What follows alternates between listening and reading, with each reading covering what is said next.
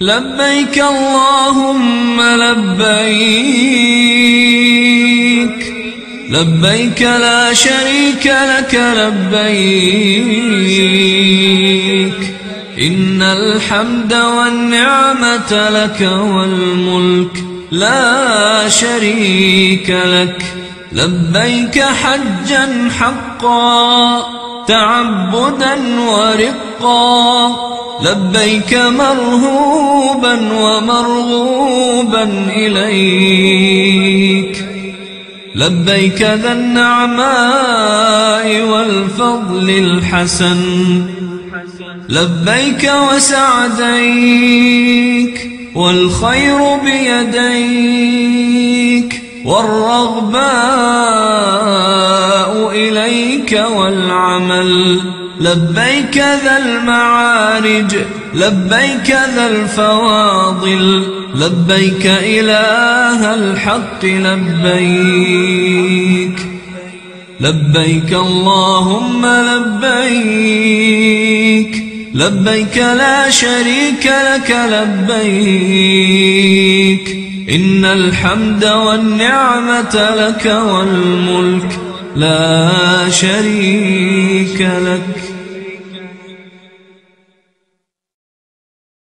بسم الله الرحمن الرحيم.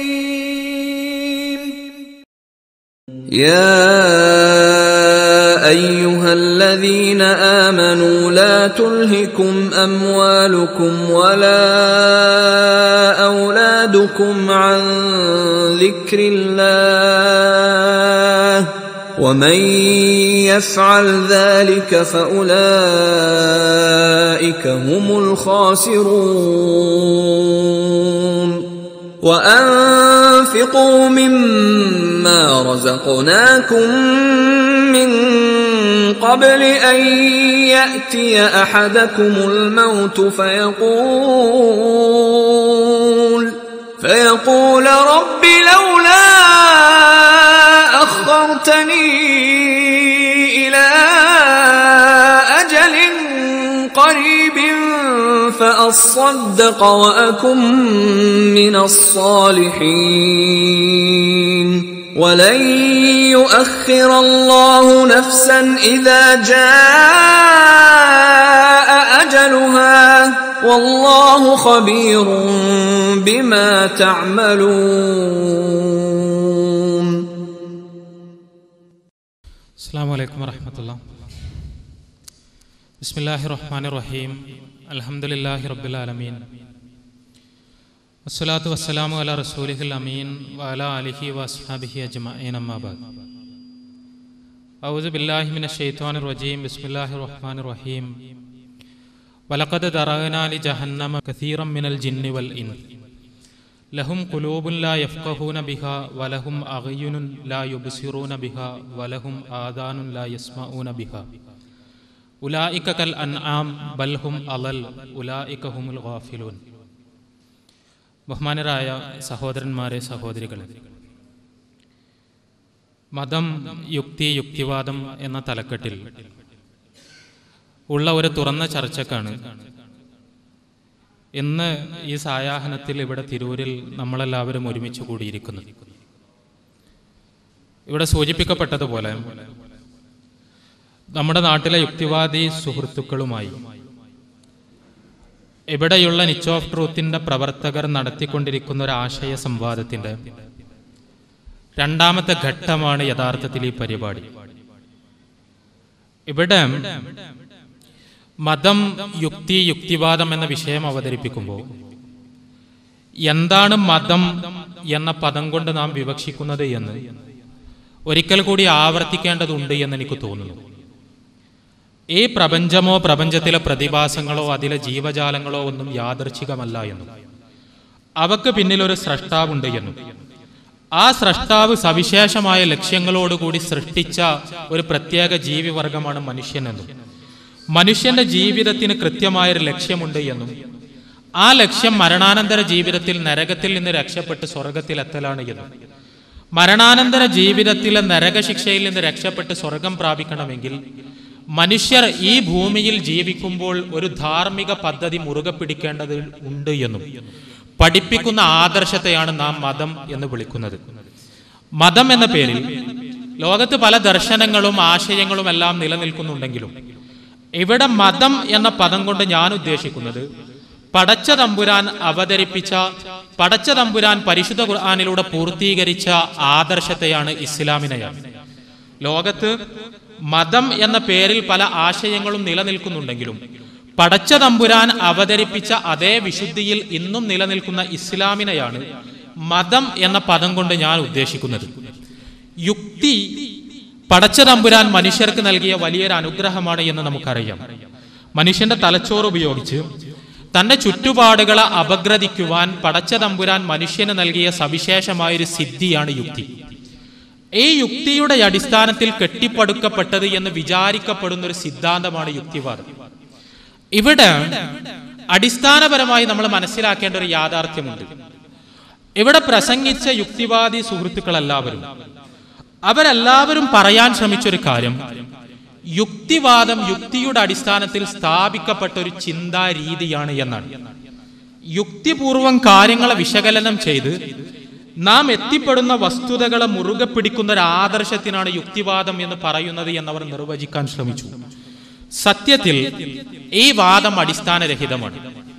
യുക്തിവാദം യുക്തിയുടെ അടിസ്ഥാനത്തിൽ സ്ഥാപിക്കപ്പെട്ടൊരു വാദമേ അല്ല. യുക്തിവാദം യുക്തിപരമായ വിശകലനങ്ങളിലൂടെ എത്തിപ്പെട്ട വസ്തുതകളെ മുറുകെ പിടിക്കുന്ന ഒരു വാദവുമല്ല. എന്റെ കഴിഞ്ഞ വിഷയാവതരണത്തിൽ ഞാൻ സൂചിപ്പിച്ചിരുന്നു, ഒരു മനുഷ്യൻ അയാളുടെ യുക്തിയെ കൃത്യമായി പ്രവർത്തനക്ഷമമാക്കുകയാണെങ്കിൽ അയാൾ മതവിശ്വാസിയാകുമെന്ന കാര്യം ഉറപ്പാണ്. മതം അടിസ്ഥാനപരമായി പറയുന്നത് ഈ പ്രപഞ്ചത്തിനൊരു സ്രഷ്ടാവുണ്ട് എന്നാണ്. ഈ പ്രപഞ്ചത്തിലെ അത്ഭുതങ്ങളിലേക്ക്, അതിലെ പ്രതിഭാസങ്ങളിലേക്ക്, ഇവിടെ നിലനിൽക്കുന്ന ജീവജാലങ്ങളിലേക്ക്, നമ്മുടെ സ്വന്തം ശരീരത്തിലേക്ക് കണ്ണോടിക്കുന്ന ഏതൊരാൾക്കും ഇത് യാദൃച്ഛികമായി രൂപപ്പെടാൻ സാധ്യതയില്ല എന്നും ഇവക്ക് പിന്നിൽ കൃത്യമായൊരു ആസൂത്രണമുണ്ട് എന്നും ആ ആസൂത്രണം നടത്തിയ പദാർത്ഥാതീതനായ പ്രപഞ്ചാതീതനായ ഒരു സ്രഷ്ടാവുണ്ട് എന്നും യുക്തിപരമായ വിചിന്തനത്തിലൂടെ വളരെ കൃത്യമായി ബോധ്യപ്പെടും.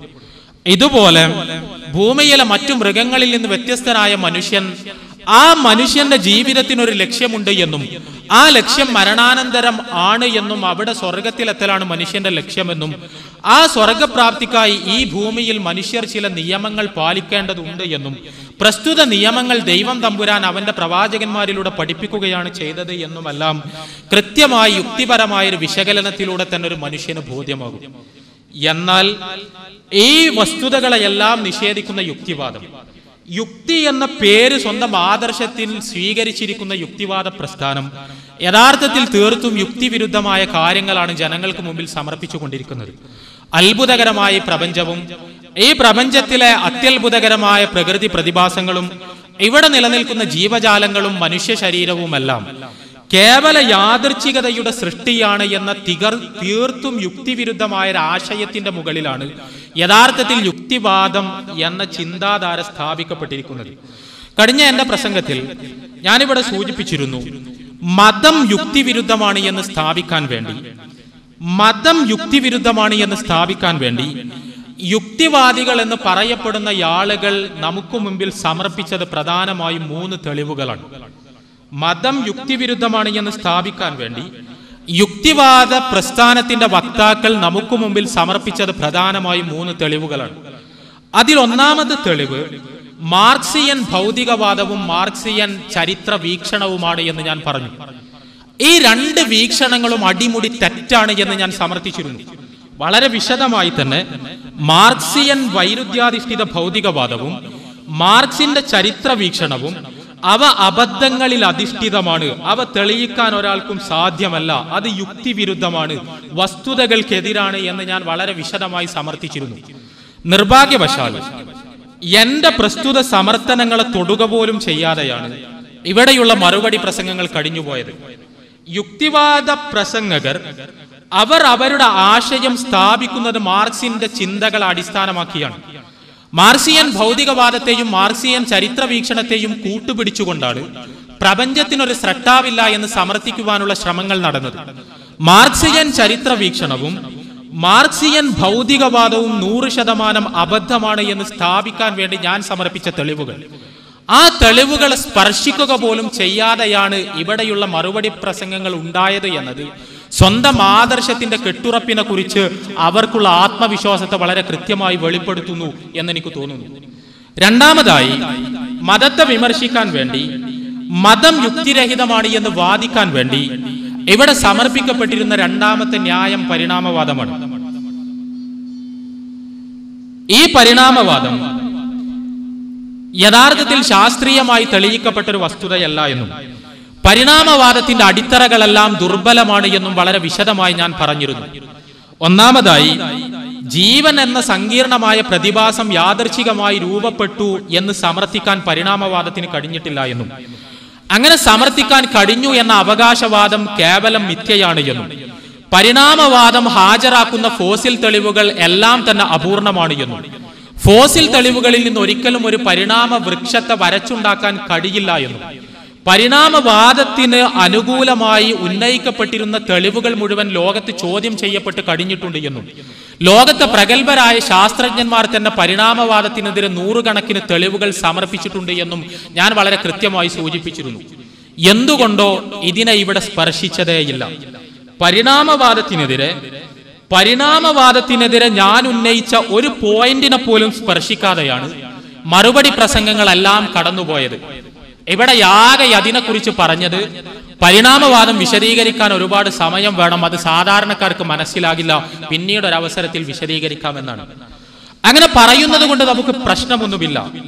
പക്ഷെ പരിണാമവാദത്തിനെതിരെ നാം ഉന്നയിച്ച വിമർശനങ്ങളിൽ ഒന്നിനു പോലും മറുപടി പറയാനെങ്കിലും പരിണാമവാദം എന്താണ് എന്ന് വിശദമായി സമർത്ഥിക്കുന്നതും വിശദീകരിക്കുന്നതും പോകട്ടെ, പരിണാമവാദത്തിനെതിരായി നാം ഉന്നയിച്ച ഒരു തെളിവിനെ വിശകലനം ചെയ്യാനുള്ള സമയം പോലും 5-6 മണിക്കൂർ നീണ്ടു നിന്നൊരു പരിപാടിയിൽ പ്രസംഗകർക്ക് സമയം ലഭിക്കുന്നില്ല എന്ന് പറയുമ്പോൾ പരിണാമവാദം സത്യസന്ധമാണ് എന്ന് അവർ പോലും ആത്മാർത്ഥമായി വിശ്വസിക്കുന്നില്ല എന്ന് മനസ്സിലാക്കാൻ മാത്രമേ നിർവാഹമുള്ളൂ.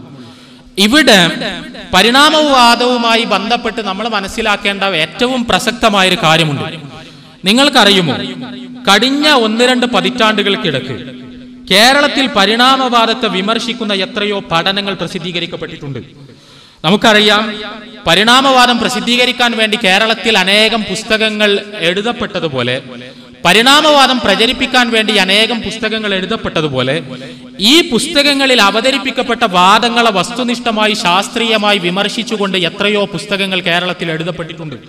ഡോക്യുമെന്ററികൾ പുറത്തിറങ്ങിയിട്ടുണ്ട്, ലേഖനങ്ങൾ എഴുതപ്പെട്ടിട്ടുണ്ട്. സമയമില്ലായ്മയുടെ പ്രശ്നം പറഞ്ഞ് പരിണാമവാദത്തിനെതിരെയുള്ള വിമർശനങ്ങളിൽ നിന്ന് ഒളിച്ചോടുന്നവർ, അവർക്ക് ഈ പുസ്തകങ്ങളിൽ ഒന്നിനു പോലും മറുപടി എഴുതാൻ കഴിയാത്തത് എന്തുകൊണ്ടാണ്? അവർക്ക് ഈ ഡോക്യുമെന്ററികളിൽ ഒന്നിനു പോലും മറുപടി ഉണ്ടാക്കാൻ കഴിയാത്തത് എന്തുകൊണ്ടാണ്? അവർക്ക് ഈ എഴുതപ്പെട്ട ലേഖനങ്ങൾക്ക് ഒന്നിനു പോലും മറുപടി എഴുതാൻ കഴിയാത്തത് എന്തുകൊണ്ടാണ്? നിശ്ചിതമായൊരു സമയത്തിനകത്ത് സംഘടിപ്പിക്കപ്പെട്ടൊരു പരിപാടിയിൽ പരിണാമവാദം വിശദീകരിക്കാൻ കഴിയില്ല എന്ന് പറയുന്നവർ പരിണാമവാദത്തിനെതിരെ എഴുതപ്പെട്ട പുസ്തകങ്ങൾക്ക് വിശദമായി സമയം ചെലവഴിച്ച് മറുപടി പറയാൻ സന്നദ്ധമാകാത്തത് എന്തുകൊണ്ടാണ്? വളരെ പ്രസക്തമായൊരു പ്രശ്നമാണിത്. ഞാൻ നിങ്ങളോട് വളരെ ഗുണകാംക്ഷയോടുകൂടി ഇവിടെ ഉള്ള യുക്തിവാദി സുഹൃത്തുക്കളോട് അടക്കം ഞാൻ പറയട്ടെ, മലയാളത്തിലെ പരിണാമവാദ സാഹിത്യകാരന്മാർ, അത് കുഞ്ഞുണ്ണി വർമ്മയായാലും ഡോക്ടർ കെ ബാബു ജോസഫ് ആയാലും ഏറ്റവും ഒടുവിൽ ഈ രംഗത്തേക്ക് കടന്നു വന്ന ജീവൻ ജോബ് തോമസ് ആയാലും, ഇവരെല്ലാം എഴുതിയ പരിണാമവാദം പരിചയപ്പെടുത്തുന്ന, പരിണാമവാദം സമർത്ഥിക്കുന്ന ഗ്രന്ഥങ്ങൾ നിങ്ങൾ വായിക്കുക. നിങ്ങൾ വായിക്കുക എന്നാണ് ഞാൻ പറഞ്ഞത്, വായിക്കരുത് എന്നല്ല. അത് വായിച്ച ശേഷം അവരുടെ പുസ്തകങ്ങൾക്ക് മറുപടികൾ എന്ന രീതിയിൽ മലയാളത്തിൽ എഴുതപ്പെട്ട പുസ്തകങ്ങൾ നിങ്ങൾ വായിക്കുക. ഈ 2 പുസ്തകങ്ങൾ കൂടി വായിച്ച ശേഷം യഥാർത്ഥത്തിൽ ആരുടെ പക്ഷത്താണ്, ഭാഗത്താണ് ശരി എന്ന് നിങ്ങൾ തീരുമാനിക്കുക. ഇവിടെ ബാബു ജോസഫും കുഞ്ഞുണ്ണി വർമ്മയും ജീവൻ ജോബ് തോമസുമെല്ലാം എഴുതിയ പുസ്തകങ്ങൾക്ക് അതിശക്തമായ അക്കാദമിക നിലവാരമുള്ള മറുപടികൾ മലയാളത്തിൽ പ്രസിദ്ധീകരിക്കപ്പെട്ടിട്ട് ആ മറുപടികളെ ഒന്ന് തൊടാനുള്ള ധൈര്യം പോലും നമ്മുടെ ഇവിടെയുള്ള യുക്തിവാദി പ്രസ്ഥാനക്കാർക്ക് ഉണ്ടാകുന്നില്ല എന്ന് പറയുമ്പോൾ പരിണാമവാദത്തിന്റെ കാര്യത്തിൽ അവർക്ക് എന്തുമാത്രം ആത്മവിശ്വാസമുണ്ട് എന്ന് നമുക്ക് മനസ്സിലാക്കാൻ കഴിയും. മൂന്നാമതായി, യുക്തിവാദ പ്രസ്ഥാനത്തിന്റെ വക്താക്കൾ മതം യുക്തിവിരുദ്ധമാണ് എന്ന് സമർത്ഥിക്കാൻ വേണ്ടി ഉന്നയിച്ച മൂന്നാമത്തെ ന്യായം ആധുനിക ശാസ്ത്രം ഉപയോഗിച്ച് ദൈവത്തെ തൊട്ടുകാണിക്കാൻ കഴിയില്ല എന്ന ന്യായമാണ്. ആധുനിക ശാസ്ത്രം ഉപയോഗിച്ച് ദൈവത്തെ തൊട്ട് കാണിക്കാൻ കഴിയില്ല. ഈ പ്രപഞ്ചത്തെ നിരീക്ഷിക്കുന്ന ഒരാൾക്ക് ദൈവം ഉണ്ട് എന്ന് ബോധ്യപ്പെടും എന്ന് നാം പറഞ്ഞു. എന്നാൽ ഒരു ടെലിസ്കോപ്പിൽ ദൈവത്തെ കാണിച്ചു തരാൻ ശാസ്ത്രത്തിന് കഴിയില്ല. ഒരു മൈക്രോസ്കോപ്പിൽ ദൈവത്തെ അടയാളപ്പെടുത്താൻ ശാസ്ത്രത്തിന് കഴിയില്ല. ഏതെങ്കിലും ഒരു ലബോറട്ടറിയിൽ ദൈവത്തെ നമുക്ക് മുമ്പിൽ കൊണ്ടുവന്ന് ഹാജരാക്കാൻ ശാസ്ത്രത്തിന് കഴിയില്ല. ദൈവത്തെ തൊട്ട് കാണിച്ചു തരാനോ ദൈവത്തെ നമ്മുടെ കൺമുന്നിൽ കൊണ്ടുവരാനോ ശാസ്ത്രത്തിന് കഴിയില്ല. അതുകൊണ്ട് ദൈവത്തിൽ ഞങ്ങൾ വിശ്വസിക്കുന്നില്ല എന്നതായിരുന്നു മൂന്നാമത്തെ ന്യായം. ഈ ന്യായത്തെ ഞാൻ വളരെ വിശദമായി വിശകലനം ചെയ്തിരുന്നു. ശാസ്ത്രത്തിന് പദാർത്ഥത്തെക്കുറിച്ച് മാത്രമേ പഠിക്കാൻ കഴിയൂ എന്നും പദാർത്ഥാതീതമായ ഒരു അസ്തിത്വത്തിലേക്ക് എത്തിപ്പെടാൻ ആധുനിക ശാസ്ത്രത്തിന്റെ സങ്കേതങ്ങൾക്ക് ഒരിക്കലും സാധ്യമല്ല എന്നും, അങ്ങനെ സാധ്യമല്ലാത്തത് ശാസ്ത്രത്തിന്റെ പരിമിതി കൊണ്ട് എന്നതിനേക്കാൾ മനുഷ്യന്റെ തലച്ചോറിന്റെ പരിമിതി കൊണ്ടാണ് എന്നും, മനുഷ്യന്റെ പഞ്ചേന്ദ്രിയങ്ങൾക്കോ മനുഷ്യന്റെ തലച്ചോറിനോ പദാർത്ഥാതീതമായ ഒരു അസ്തിത്വത്തെ ഒരിക്കലും വിധേയമാക്കാൻ സാധിക്കില്ല എന്നും, ഇതുകൊണ്ടെല്ലാം ആധുനിക ശാസ്ത്രം ദൈവത്തെ തൊട്ട് കാണിക്കണം എന്ന വാശി യഥാർത്ഥത്തിൽ ബാലിശമാണ് എന്നുമെല്ലാം ഞാൻ സൂചിപ്പിച്ചിരുന്നു. വിശദമായി അത് ആവർത്തിക്കാൻ എനിക്ക് സമയമില്ല. എന്നാൽ നിർഭാഗ്യവശാൽ യുക്തിവാദ ദർശനത്തിന്റെ അടിത്തറയെ ബാധിക്കുന്ന എന്റെ വിശകലനത്തെ തൊട്ടിട്ടു പോലുമില്ല ഇവിടുത്തെ മറുപടികളിൽ. യുക്തിവാദി പ്രസ്ഥാനം മതത്തിന് നേരെ ഉന്നയിച്ച എല്ലാ ന്യായങ്ങളുടെയും ആധാരമായി നിലകൊള്ളുന്ന ഈ 3 അടിത്തറകൾ, ഒന്നാമത്തേത് മാർക്സിസം, രണ്ടാമത്തേതായി പരിണാമവാദം, മൂന്നാമത്തേതായി ആധുനിക ശാസ്ത്രവുമായി ബന്ധപ്പെട്ട ഈ അവകാശവാദങ്ങൾ, ഇവ 3-നുമെതിരെ വളരെ ശക്തമായ കൃത്യമായ ന്യായങ്ങൾ അവതരിപ്പിക്കപ്പെട്ടിട്ട് പോലും അവയെ ഒന്ന് സ്പർശിക്കുക പോലും ചെയ്യാതെ സൗകര്യപൂർവ്വം മറ്റു വിഷയങ്ങളിലേക്ക് കടന്നു പോകാനാണ് ഇവിടെ പരിപാടി സംഘടിപ്പിച്ച ആളുകൾ ശ്രമിച്ചത് എന്നതിൽ നിന്ന് എന്താണ് നാം മനസ്സിലാക്കേണ്ടത് എന്ന് നമുക്ക് ഓരോരുത്തർക്കും തീരുമാനിക്കാവുന്നതേയുള്ളൂ. ഇവിടെ പറയപ്പെട്ടിരുന്ന കാര്യങ്ങൾക്ക് മറുപടി പറയാനായി ശ്രമിച്ചത് 2 കാര്യങ്ങൾക്ക് മാത്രമാണ്. 2 കാര്യങ്ങൾക്ക് മൊത്തത്തിൽ പരിശോധിച്ചാൽ ഇവിടെ പറയപ്പെട്ട ഉന്നയിക്കപ്പെട്ട 2 വിമർശനങ്ങൾക്ക് മാത്രമാണ് മറുപടി പറയാനുള്ള ശ്രമം ഉണ്ടായത്. അതിൽ ഒന്നാമത്തെ വിമർശനം യുക്തിവാദം ഒരു മതമാണ് എന്ന വിമർശനമായിരുന്നു. യുക്തിവാദം സ്വതന്ത്ര ചിന്തയല്ല എന്നും യുക്തിവാദം യുക്തിപരമായ നിഗമനങ്ങളുടെ സമാഹാരമല്ല എന്നും അത് കൃത്യമായ ചില ആശയങ്ങൾ പഠിപ്പിക്കുന്ന ഒരു മതദർശനമാണ് എന്നും ഉള്ള ആരോപണത്തെ പ്രതിരോധിക്കാനുള്ള ശ്രമങ്ങൾ പ്രസംഗങ്ങളിൽ ഉണ്ടായി. ഈ ആരോപണങ്ങൾക്ക് മറുപടി പറയാൻ ശ്രമിച്ചവരെല്ലാം പറഞ്ഞത്, ഞാൻ നേരത്തെ സൂചിപ്പിച്ചതുപോലെ യുക്തിവാദം എന്നാൽ ഏതെങ്കിലും അർത്ഥത്തിലുള്ള വിശ്വാസങ്ങളുടെ സമാഹാരമല്ല എന്നും, മറിച്ച് യുക്തിവാദം ചില ഒരു ചിന്താരീതിയുടെ പേര് മാത്രമാണ് എന്നും, വസ്തുതകളെ യുക്തിപൂർവം വിശകലനം ചെയ്തുകൊണ്ട് നാം എത്തിപ്പെടുന്ന ഒരു നിലപാട് മാത്രമാണ് യുക്തിവാദം എന്നുമെല്ലാം ഇവിടെ പറയപ്പെട്ടു. ഞാൻ വളരെ വിനയത്തോടു കൂടി ചോദിക്കട്ടെ, വിനീതമായി ചോദിക്കട്ടെ, ദൈവമുണ്ട് എന്ന് യുക്തിപരമായി സമർത്ഥിക്കുന്ന ഒരാളെ യുക്തിവാദിയായി നിങ്ങൾ പരിഗണിക്കുമോ? ദൈവമുണ്ട് എന്ന് പ്രപഞ്ചത്തിലെ അത്ഭുതങ്ങൾ ചൂണ്ടിക്കാണിച്ചുകൊണ്ട് സമർത്ഥിക്കുന്ന ഒരു വ്യക്തിയെ നിങ്ങൾ യുക്തിവാദിയായി പരിഗണിക്കുമോ? ഈ പ്രപഞ്ചം യാദർച്ഛികമായി രൂപം കൊള്ളുകയില്ല എന്ന് യുക്തിയുടെ അടിസ്ഥാനത്തിൽ സമർത്ഥിക്കുന്ന ഒരു വ്യക്തിയെ നിങ്ങൾ യുക്തിവാദിയായി പരിഗണിക്കുമോ? ഉത്തരം ഇല്ല എന്ന് മാത്രമായിരിക്കും. എങ്ങനെയൊക്കെ അതിനെ വിശദീകരിച്ച് വലിച്ചു നീട്ടിയാലും പടച്ച തമ്പുരാൻ ഉണ്ട് എന്ന് വാദിക്കുന്ന ഒരാളെ യുക്തിവാദിയായി കണക്കാക്കാൻ ഇവർക്കാർക്കും കഴിയില്ല എന്ന് ഉറപ്പാണ്. അപ്പോൾ യുക്തിവാദിയായി ഒരാളെ പരിഗണിക്കുന്നതിന്റെ അടിസ്ഥാനം യഥാർത്ഥത്തിൽ പടച്ച തമ്പുരാൻ ഇല്ല എന്ന് വിശ്വസിക്കലാണ്. ഞാൻ എന്റെ കഴിഞ്ഞ പ്രസംഗത്തിൽ ഒരു ഉദാഹരണം പറഞ്ഞിരുന്നു. നമ്മളൊരു റൂമിനുള്ളിൽ അടച്ചുപൂട്ടുന്നു. ആ റൂമിന് പുറത്ത് എന്താണ് സംഭവിക്കുന്നത് എന്ന് നമുക്കറിയില്ല. നമുക്ക് പുറത്തേക്ക് പോകുവാനുള്ള സംവിധാനങ്ങളില്ല, സൗകര്യങ്ങളില്ല. നമ്മളോട് ഒരാൾ വന്ന് പറയുന്നു, ഈ റൂമിന് പുറത്തൊരാളുണ്ട്, ഈ റൂമിന് പുറത്തൊരാളുണ്ട് എന്ന് നമ്മളോട് പറയുന്നു. അങ്ങനെ ഒരാൾ ഉണ്ടോ ഇല്ലേ എന്ന് അന്വേഷിക്കാം നമുക്ക്. അങ്ങനെ ഒരാൾ ഉണ്ടോ ഇല്ലേ എന്ന് നമ്മുടെ പരിമിതികൾക്കകത്ത് നിന്നുകൊണ്ട് നമുക്ക് ഗവേഷണം നടത്താം. പക്ഷെ ഒരാൾ വാശി പിടിക്കുന്നു, ഇല്ല, ഈ റൂമിന് പുറത്തൊരാളില്ല, ഈ റൂമിന് പുറത്തൊരാളില്ല തന്നെ. അങ്ങനെ ഇല്ല എന്ന് പറയാനുള്ള ന്യായം ഞാൻ അയാളെ കാണുന്നില്ല എന്നത് മാത്രമാണ്. ഈ റൂമിന് പുറത്തൊരാൾ ഇല്ല എന്ന് പറയാൻ എനിക്കുള്ള ന്യായം ഞാൻ അയാളെ കാണുന്നില്ല, എനിക്ക് അയാളെ തൊടാൻ കഴിയുന്നില്ല എന്നത് മാത്രമാണ്. ഇത് യുക്തിവാദമല്ല, ഒരു വിശ്വാസമാണ് എന്ന് നമുക്കറിയാം.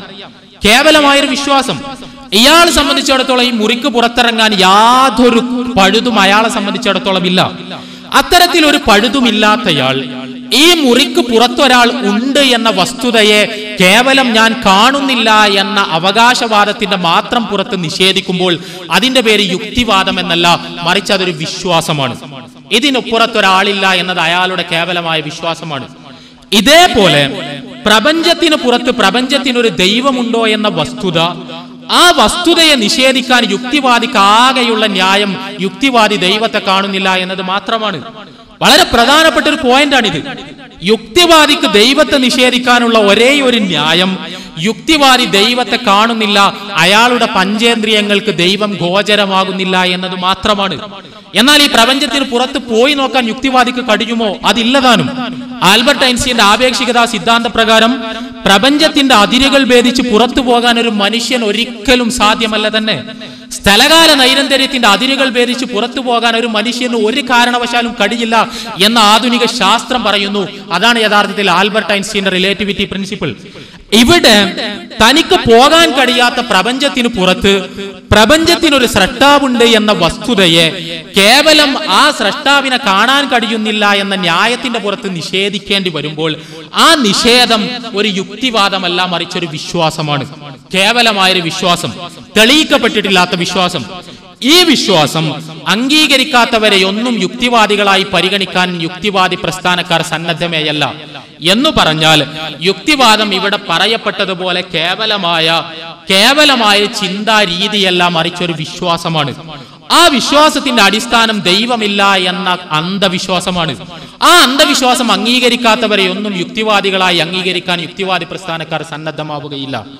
രണ്ടാമതായി ഇവിടെ മറുപടി പറയാൻ ശ്രമിച്ച വളരെ പ്രസക്തമായൊരു മേഖല, ഇവിടെ പറഞ്ഞിരുന്നു ഭൗതികവാദത്തിനൊരു മൂല്യബോധമില്ല, യുക്തിവാദത്തിന് ധാർമ്മികതയില്ല. യുക്തിവാദം മനുഷ്യരെ ഒരു ജന്തുവിന്റെ നിലവാരത്തിലേക്ക് അധപ്പതിപ്പിക്കുകയാണ് ചെയ്യുന്നത്. യുക്തിവാദം നന്മ തിന്മകളെ കുറിച്ചുള്ള ബോധം മനുഷ്യന്റെ മനസ്സിൽ നിന്ന് എടുത്തു കളയുകയാണ് ചെയ്യുന്നത്. തോന്നിയ രീതിയിൽ ജീവിക്കാൻ അനുവദിക്കുകയാണ് യുക്തിവാദം ചെയ്യുന്നത് എന്നെല്ലാം ഇവിടെ സൂചിപ്പിക്കപ്പെട്ടിരുന്നു. ഇതിന് മറുപടിയായി ഇവിടെ മറുപടി പറഞ്ഞ സമയത്ത് എനിക്ക് ഏറ്റവും ശ്രദ്ധേയമായി തോന്നിയ കാര്യം, ഞാൻ ഹാജരാക്കിയ തെളിവുകളെയൊന്നും സ്പർശിക്കാൻ മിനക്കെട്ടില്ല എന്നതാണ്. ഭൗതികവാദം ലോകത്തുണ്ടാക്കിയ ദുരിതങ്ങളെയും ദുരന്തങ്ങളെയും കുറിച്ച് ഞാൻ പറഞ്ഞിരുന്നു. ഭൗതികവാദത്തിന് മൂല്യബോധമില്ല എന്നതിന് നൂറുകണക്കിന് തെളിവുകൾ ഞാൻ ഹാജരാക്കിയിരുന്നു. ലോകത്തെ എല്ലാ അധാർമികതകൾക്കും നേതൃത്വം വഹിച്ചുകൊണ്ടിരിക്കുന്ന മുതലാളിത്തം ശുദ്ധ ഭൗതികവാദമാണ് എന്ന് ഞാൻ പറഞ്ഞിരുന്നു. ലോകത്തെ കൊളോണിയൽ അധിനിവേശങ്ങൾ ഉണ്ടായത് ഭൗതികവാദ ചിന്തയിൽ നിന്നാണ് എന്ന് ഞാൻ പറഞ്ഞിരുന്നു. 1ഉം 2ഉം ലോകമഹായുദ്ധങ്ങളുടെ അടിസ്ഥാനം ഭൗതികവാദമാണ് എന്ന് ഞാൻ പറഞ്ഞിരുന്നു. ഹിരോഷിമ നാഗസാക്കികളിലെ അണുബോംബ് വിസ്ഫോടനങ്ങൾ യഥാർത്ഥത്തിൽ ഭൗതികവാദ ചിന്തയുടെ സന്തതിയാണ് എന്ന് ഞാൻ സമർത്ഥിച്ചിരുന്നു. ഇതുപോലെ അഡോൾഫ് ഹിറ്റ്ലറുടെ ഹോളോകോസ്റ്റിന്റെ പോലും ദാർശനിക പശ്ചാത്തലം യഥാർത്ഥത്തിൽ ഭൗതികവാദമാണ് എന്ന് ഞാൻ സമർത്ഥിച്ചിരുന്നു. ഈ രീതിയിൽ റഷ്യയിൽ സോവിയറ്റ് യൂണിയനിൽ നടന്ന കൂട്ടക്കൊലകളുടെ യഥാർത്ഥത്തിലുള്ള ആദർശ പ്രചോദകം ഭൗതികവാദമാണ് എന്ന് ഞാൻ വിശദീകരിച്ചിരുന്നു.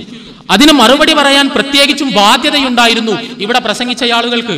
മുതലാളിത്തത്തിന്റെ കാര്യം ഒരു ഭൗതികവാദ ദർശനം എന്ന നിലക്ക് ഞങ്ങൾ മുതലാളിത്തത്തെ അംഗീകരിക്കുന്നില്ല, ഞങ്ങൾ ഭൗതികവാദികളാണെങ്കിൽ പോലും എന്ന് പറയാം. പക്ഷെ മാർക്സിസത്തിന്റെ കാര്യത്തിൽ എന്തു പറയും? മാർക്സിസത്തിന്റെ അടിത്തറയിൽ നിന്നുകൊണ്ടാണ് ഇവരെല്ലാം സംസാരിക്കുന്നത് തന്നെ. മാർക്സിസം ശരിയാണ് എന്ന് വിശ്വസിച്ചുകൊണ്ടാണ് ഇവരെല്ലാം പ്രസംഗിക്കുന്നത് തന്നെ. മാർക്സിസ്റ്റ് മൂല്യക്രമത്തിന്റെ ഭൂമികയിൽ നിന്നുകൊണ്ടാണ് ഇവർ വാദങ്ങൾ ഉന്നയിക്കുന്നത് തന്നെ. ആ നിലക്ക് മാർക്സിയൻ ഭൗതികവാദം ലോകത്തുണ്ടാക്കിയ ദുരിതങ്ങളെ കുറിച്ച് എന്തെങ്കിലും ഒന്ന് പരാമർശിക്കേണ്ട ബാധ്യത ഇവർക്കുണ്ടായിരുന്നു. ഞാൻ സൂചിപ്പിച്ചിരുന്നു സോവിയറ്റ് റഷ്യയിൽ കോടിക്കണക്കിന് മനുഷ്യരെ പട്ടിണിക്കിട്ട് കൊന്നതിനെ കുറിച്ച് ഞാൻ സൂചിപ്പിച്ചിരുന്നു. റഷ്യയിൽ സ്റ്റാലിന്റെ സ്വന്തം സഖാക്കളായ ബുഖാറിനും ട്രോട്സ്കിയും, സ്റ്റാലിന്റെ കൂട്ടുകാരായിരുന്ന ബുഖാറിനും ട്രോട്സ്കിയും പിൽക്കാലത്ത് സ്റ്റാലിനുമായി നിസ്സാരമായ അഭിപ്രായ വ്യത്യാസങ്ങൾ രേഖപ്പെടുത്തിയതിന്റെ പേരിൽ കൊല്ലപ്പെട്ടതിനെ കുറിച്ച് ഞാൻ സൂചിപ്പിച്ചിരുന്നു. ഇതേപോലെ റഷ്യയിൽ നടന്ന ഒരുപാട് കൂട്ടക്കൊലകളെ കുറിച്ച് ഞാൻ പറഞ്ഞിരുന്നു. റഷ്യയിൽ മാത്രമല്ല, ലോകത്തിന്റെ വ്യത്യസ്ത ഭാഗങ്ങളിൽ നടന്ന കമ്മ്യൂണിസ്റ്റ് നാടുകളിൽ ഈ കൂട്ടക്കൊലകൾ നമ്മൾ പ്രത്യേകം മനസ്സിലാക്കണം. ഈ കൂട്ടക്കൊലകൾ യഥാർത്ഥത്തിൽ കമ്മ്യൂണിസത്തിൽ നിന്ന് വ്യതിചലിച്ചുകൊണ്ട് സ്വന്തം ഇഷ്ടപ്രകാരം സ്റ്റാലിൻ നടത്തിയ കൂട്ടക്കൊലകളായിരുന്നില്ല. അതാണ് ഏറ്റവും പ്രധാനപ്പെട്ട കാര്യം. റഷ്യയിൽ സ്റ്റാലിൻ നടത്തിയ കൂട്ടക്കൊലകൾ കമ്മ്യൂണിസത്തിന്റെ ആശയാടിത്തറയിൽ നിന്ന് വ്യതിചലിച്ചുകൊണ്ട് സ്വന്തം ഇച്ഛപ്രകാരം സ്റ്റാലിൻ നടത്തിയ കൂട്ടക്കൊലകളായിരുന്നില്ല. മറിച്ച് കൃത്യമായി മാർക്സിന്റെയും ആംഗൽസിന്റെയും പുസ്തകങ്ങളിൽ നിർദ്ദേശിക്കപ്പെട്ട മർദ്ദനമുറകൾ പ്രായോഗികമാക്കുക മാത്രമാണ് സ്റ്റാലിൻ ചെയ്തത്. എന്താണ് ഒരു ഭരണകൂടത്തിന്റെ ഉത്തരവാദിത്തം? മാർക്സിനും ആംഗൽസിനും കൃത്യമായ ഉത്തരമുണ്ടതിന്. ഒരു ഭരണകൂടത്തിന്റെ ഉത്തരവാദിത്തം ഒരു ജനതയെ മുതലാളിത്ത ക്രമത്തിൽ നിന്ന് സോഷ്യലിസത്തിലേക്ക് പരിവർത്തിപ്പിക്കാൻ നിയുക്തമായ ഒരു കമ്മ്യൂണിസ്റ്റ് ഭരണകൂടത്തിന്റെ ഉത്തരവാദിത്തം സാധ്യമായ എല്ലാ മർദ്ദന മുറകളും ഉപയോഗിച്ചുകൊണ്ട് ആ നാട്ടിൽ സോഷ്യലിസം നടപ്പിലാക്കുകയാണ്. അങ്ങനെ സോഷ്യലിസം നടപ്പിലാക്കുന്നതിന് തടസ്സമായി നിൽക്കുന്നവരെ മുഴുവൻ കൂട്ടക്കൊല ചെയ്യേണ്ടത്, അവരെ ഭൂമുഖത്ത് നിന്ന് നിഷ്കാസനം ചെയ്യേണ്ടത് ഒരു കമ്മ്യൂണിസ്റ്റ് ഭരണകൂടത്തിന്റെ ഉത്തരവാദിത്തമാണ് എന്ന് തന്നെയാണ് മാർക്സിന്റെയും ആംഗൽസിന്റെയും പുസ്തകങ്ങൾ വായിക്കുന്നവർക്ക് മനസ്സിലാവുക. ഈ പുസ്തകങ്ങൾ വായിച്ച സ്റ്റാലിൻ മാർക്സിന്റെയും ആംഗൽസിന്റെയും സിദ്ധാന്തങ്ങളെ അക്ഷരം പ്രതി നടപ്പിലാക്കിക്കൊണ്ടാണ് യഥാർത്ഥത്തിൽ ഈ കൂട്ടക്കൊലകൾക്ക് മുഴുവൻ നേതൃത്വം കൊടുത്തത്. നിങ്ങൾക്കറിയുമോ, യഥാർത്ഥത്തിൽ മനസ്സിൽ അല്പമെങ്കിലും അലിവുള്ള ആർക്കും കണ്ണു നനയാതെ വായിച്ചു പോകാൻ കഴിയാത്ത 100 അധ്യായങ്ങൾ സോവിയറ്റ് യൂണിയന്റെ ചരിത്രത്തിലുണ്ട്. ഒരു ഉദാഹരണം ഞാൻ പറയാം. ലെനിന്റെ നേതൃത്വത്തിൽ 1917 നടന്ന ബോൾഷെവിക് വിപ്ലവം. ഈ ബോൾഷെവിക് വിപ്ലവമാണ് റഷ്യയെ ഒരു കമ്മ്യൂണിസ്റ്റ് റഷ്യയാക്കി മാറ്റിയത്, സോവിയറ്റ് യൂണിയന് ജന്മം കൊടുത്തത് എന്ന് നമുക്കറിയാം. ഈ ബോൾഷെവിക് വിപ്ലവത്തിന്റെ സമയത്ത് റഷ്യ ഭരിച്ചിരുന്നത് സാർ ചക്രവർത്തിമാരായിരുന്നു. ഈ സാർ ചക്രവർത്തിമാരിൽ അവസാനത്തെ ആളായിരുന്നു നിക്കോളാസ് രണ്ടാമൻ. ഇദ്ദേഹത്തെ ഈ സാർ ചക്രവർത്തിയെ അട്ടിമറിച്ചുകൊണ്ടാണ് ബോൾഷെവിക്കുകൾ സോവിയറ്റ് റഷ്യയിൽ ഒരു കമ്മ്യൂണിസ്റ്റ് ഭരണകൂടം സ്ഥാപിക്കുന്നത്.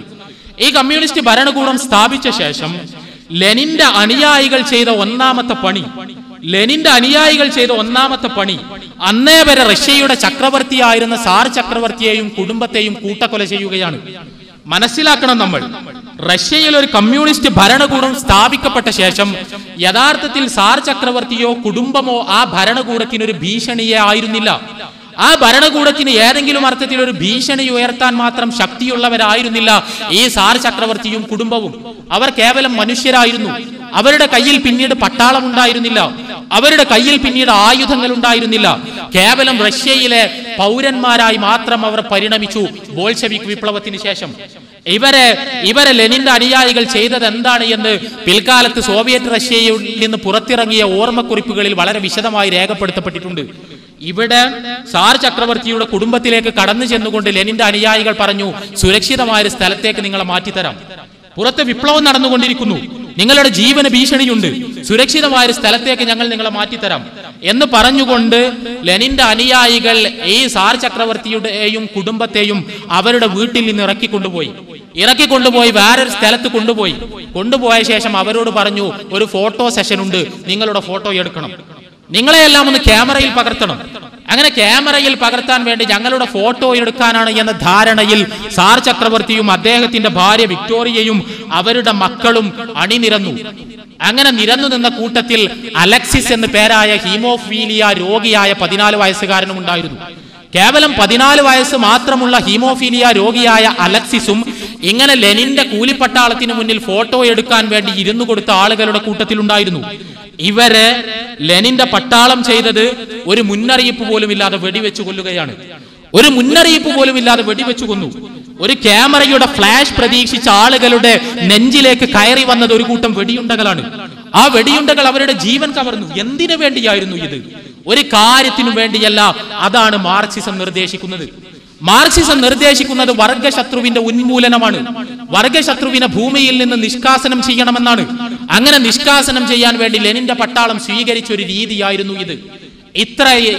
ഇതുപോലെ മാനവ ചരിത്രത്തിൽ കേട്ടുകേൾവിയില്ലാത്ത തരം എത്രയോ ക്രൂരതകൾ കമ്മ്യൂണിസ്റ്റ് നാടുകളിൽ അരങ്ങേറി. കൗതുകകരമായി തോന്നിയ കാര്യം, ഇതെല്ലാം ഞാൻ പറഞ്ഞിട്ടും, ഇതെല്ലാം ഞാൻ സൂചിപ്പിച്ചിട്ടും, ഈ പ്രവർത്തനങ്ങളുടെ മുഴുവൻ പ്രചോദനം മാർക്സിസമാണ് എന്ന് പറഞ്ഞിട്ടും അതിനെ തൊടാൻ പോലും ബഹുമാനരായ സുഹൃത്തുക്കൾ സന്നദ്ധമായില്ല. അവരാകെ കൂടി ചെയ്തത് മതവിശ്വാസികളിലും കുഴപ്പക്കാരുണ്ട് എന്ന് പറയുകയാണ്. എനിക്ക് പക്ഷേ വളരെ വലിയ സന്തോഷം തോന്നിയ ഒരു കാര്യമുണ്ട്. കഴിഞ്ഞ തവണ നമ്മളിവിടെ പരിപാടി സംഘടിപ്പിക്കുന്നതിന് മുമ്പ് ഇവിടെ സംഘടിപ്പിക്കപ്പെട്ട ഒന്നാമത്തെ പരിപാടിയിൽ അവർ പറഞ്ഞിരുന്നത് ലോകത്തെ കുഴപ്പങ്ങളുടെ മുഴുവൻ കാരണം മതവിശ്വാസികളാണ് എന്നായിരുന്നു. ലോകത്തിലെ കുഴപ്പങ്ങളുടെ മുഴുവൻ കാരണം മതവിശ്വാസികളാണ്. ലോകത്തെ രക്തച്ചൊരിച്ചിലിന്റെ ആശയ സ്രോതസ് മതവിശ്വാസമാണ്. ലോകത്ത് കലാപങ്ങളും കൊലപാതകങ്ങളും ഉണ്ടാക്കുന്നത് മതവിശ്വാസികളാണ് എന്നാണ് ഇവിടെ ആദ്യം പറയപ്പെട്ടിരുന്നത്. അവിടെ നിന്ന് ആ സംസാരത്തിന്റെ ശൈലി പാടെ മാറി ഭൗതികവാദികൾ ലോകത്തൊരുപാട് പ്രശ്നങ്ങൾ ഉണ്ടാക്കിയിട്ടുണ്ട്, കൂട്ടത്തിൽ മതവിശ്വാസികൾ ഉണ്ടാക്കിയിട്ടുണ്ട് എന്ന തലത്തിലേക്ക് വന്നു. സ്വാഗതാർഹമായ ഒരു മാറ്റമാണിത്. ഒരു യുക്തിവാദി പ്രസ്ഥാനത്തെ സംബന്ധിച്ചിടത്തോളം നാം സ്വാഗതം ചെയ്യേണ്ട മാറ്റം. ആദ്യത്തെ പരിപാടിയിൽ ലോകത്തെ രക്തച്ചൊരിച്ചിലിന്റെ മുഴുവൻ ആശയ സ്രോതസ് മതവിശ്വാസമാണ് എന്ന് പറഞ്ഞവർ ലോകത്ത് ഭൗതികവാദമുണ്ടാക്കിയ രക്തച്ചൊരിച്ചിലുകൾ അക്കമിട്ട് വിവരിച്ചത് കേട്ടപ്പോൾ അവരുടെ സംസാരത്തിന്റെ മൊത്തം രീതി തന്നെ മാറുകയും ലോകത്ത് ഭൗതികവാദികളും രക്തച്ചൊരിച്ചിലുകൾ ഉണ്ടാക്കിയിട്ടുണ്ട് എന്ന് സമ്മതിക്കുകയും ആ കൂട്ടത്തിൽ മതവിശ്വാസികൾക്കും ഒരു പങ്കുണ്ട് എന്ന് മാത്രമേ ഉള്ളൂ എന്നൊരു പ്രതിരോധത്തിലേക്ക് ഉൾവലിയുകയും ചെയ്തത് ഏതായാലും നമ്മെ സംബന്ധിച്ചിടത്തോളം സന്തോഷകരമാണ്. ഇവിടെ എനിക്ക് സൂചിപ്പിക്കാനുള്ളത് ഇവ രണ്ടും തമ്മിൽ അടിസ്ഥാനപരമായൊരു വ്യത്യാസമുണ്ട്.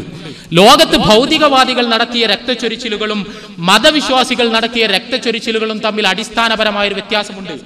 ആ വ്യത്യാസം ഞാൻ കഴിഞ്ഞ നമ്മുടെ പരിപാടിയിൽ സൂചിപ്പിച്ചിരുന്നു. ഭൗതികവാദികൾ രക്തം ചിന്തുന്നത് അവരുടെ പ്രത്യയശാസ്ത്രത്തിൽ നിന്ന് ഊർജ്ജം ഉൾക്കൊണ്ടിട്ടാണ്. എന്നാൽ മതവിശ്വാസികൾ കുഴപ്പമുണ്ടാക്കുന്നത് മതപ്രമാണങ്ങളിൽ നിന്ന് വ്യതിചലിച്ചുകൊണ്ടാണ്. ഇത് വളരെ പ്രധാനപ്പെട്ട ഒരു വ്യത്യാസമാണ്. ഭൗതികവാദികൾ ലോകത്ത് രക്തം ചിന്തുന്നത് അവരുടെ ആശയത്തിൽ നിന്ന്, അവരുടെ പ്രത്യയശാസ്ത്രത്തിൽ നിന്ന് ഊർജ്ജം ഉൾക്കൊണ്ടുകൊണ്ടാണ്. എന്നാൽ മതവിശ്വാസി രക്തം ചിന്തുന്നത് അവന്റെ സ്വന്തം മതപ്രമാണങ്ങളിൽ നിന്ന് വ്യതിചലിച്ചിട്ടാണ്.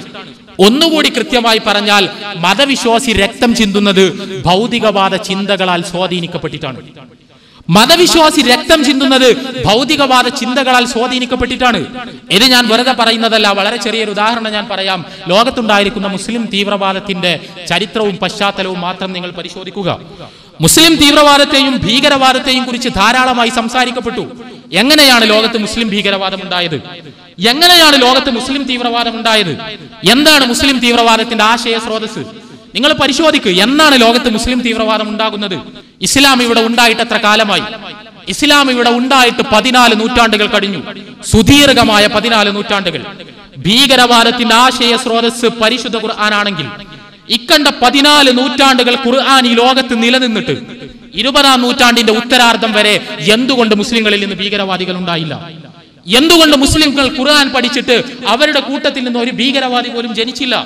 ഭീകരവാദത്തിന്റെ ആശയ സ്രോതസ് പ്രവാചകൻ സല്ലല്ലാഹു അലൈഹി വസല്ലമയുടെ ജീവിതമാണെങ്കിൽ ഈ 14 നൂറ്റാണ്ടുകൾ മുസ്ലിങ്ങളുടെ മുമ്പിൽ പ്രവാചകന്റെ ചര്യ രേഖപ്പെടുത്തപ്പെട്ട് കിടന്നിട്ട് അതിൽ നിന്ന് ഊർജ്ജം ഉൾക്കൊണ്ട് ഒരു മുസ്ലിം ഭീകരവാദി പോലും എന്തുകൊണ്ട് ഈ കാലയളവിനുള്ളിൽ ഉണ്ടായില്ല എന്ന ചോദ്യത്തിന്റെ ഉത്തരം ഭീകരവാദത്തിന്റെ ആശയ സ്രോതസ് പരിശുദ്ധ ഖുർആനോ തിരുസുന്നത്തോ അല്ല എന്നതാണ്. പിന്നെ എന്താണ്? പരിശോധിക്കണം. നമ്മൾ ലോകത്തിന്റെ രാഷ്ട്രീയ ചരിത്രം പരിശോധിക്കുക. എങ്ങനെയാണ് മുസ്ലിങ്ങൾക്കിടയിൽ തീവ്രവാദി ഗ്രൂപ്പുകൾ ഉണ്ടായത്? അവിടെ നാം മുസ്ലിങ്ങൾക്കിടയിൽ ചില പ്രത്യേക ജനസിൽപ്പെട്ട ബുദ്ധിജീവികളെ കാണും. ഈ ബുദ്ധിജീവികളാണ് മുസ്ലിങ്ങളെ തീവ്രവാദം പഠിപ്പിച്ചത്. ഈ ബുദ്ധിജീവികളുടെ പുസ്തകങ്ങൾ നിങ്ങൾ പരിശോധിക്കുക. ആ പുസ്തകങ്ങളുടെ ബിബ്ലിയോഗ്രാഫി പരിശോധിക്കുക. അതിൽ നിങ്ങൾ മാർക്സിന്റെയും ആംഗൽസിന്റെയും ഫ്രാൻസ് ഫാനോന്റെയും പുസ്തകങ്ങളെ നിർബന്ധമായും കണ്ടെത്തും. ഇത് ഞാൻ വെറുതെ പറയുന്നതല്ല. ലോകത്ത് മുസ്ലിങ്ങളെ തീവ്രവാദം പഠിപ്പിച്ച ബുദ്ധിജീവികളുടെ പുസ്തകങ്ങൾ പരിശോധിച്ചാൽ ആ പുസ്തകങ്ങളുടെ ആശയ സ്രോതസ് യഥാർത്ഥത്തിൽ മാർക്സിന്റെയും ആംഗൽസിന്റെയും ഇതുപോലെ ഫ്രാൻസ് ഫാനോന്റെയും മറ്റ് മാർക്സിസ്റ്റ് ചിന്തകരുടെയും എല്ലാം പുസ്തകങ്ങളാണ്. ഈ മാർക്സിസ്റ്റ് ചിന്തകരുടെ പുസ്തകങ്ങളിൽ നിന്ന് കിട്ടിയ ഗറില്ല വിപ്ലവത്തിന്റെ ആശയം ഇസ്ലാമിൻ്റെതായ ഒരു ഭാഷയിൽ ആവിഷ്കരിക്കാനുള്ള ശ്രമമാണ് യഥാർത്ഥത്തിൽ ലോകത്തെ മുസ്ലിം തീവ്രവാദത്തിന് നേതൃത്വം കൊടുത്ത ബുദ്ധിജീവികൾ നിർവഹിച്ചത്. ഞാൻ പറഞ്ഞു വരുന്നത്, ഭൗതികവാദികൾ ലോകത്ത് രക്തം ചിന്തുന്നത് യഥാർത്ഥത്തിൽ അവരുടെ പ്രത്യയശാസ്ത്രത്തിൽ നിന്ന് പ്രചോദനം ഉൾക്കൊണ്ടിട്ടാണ്.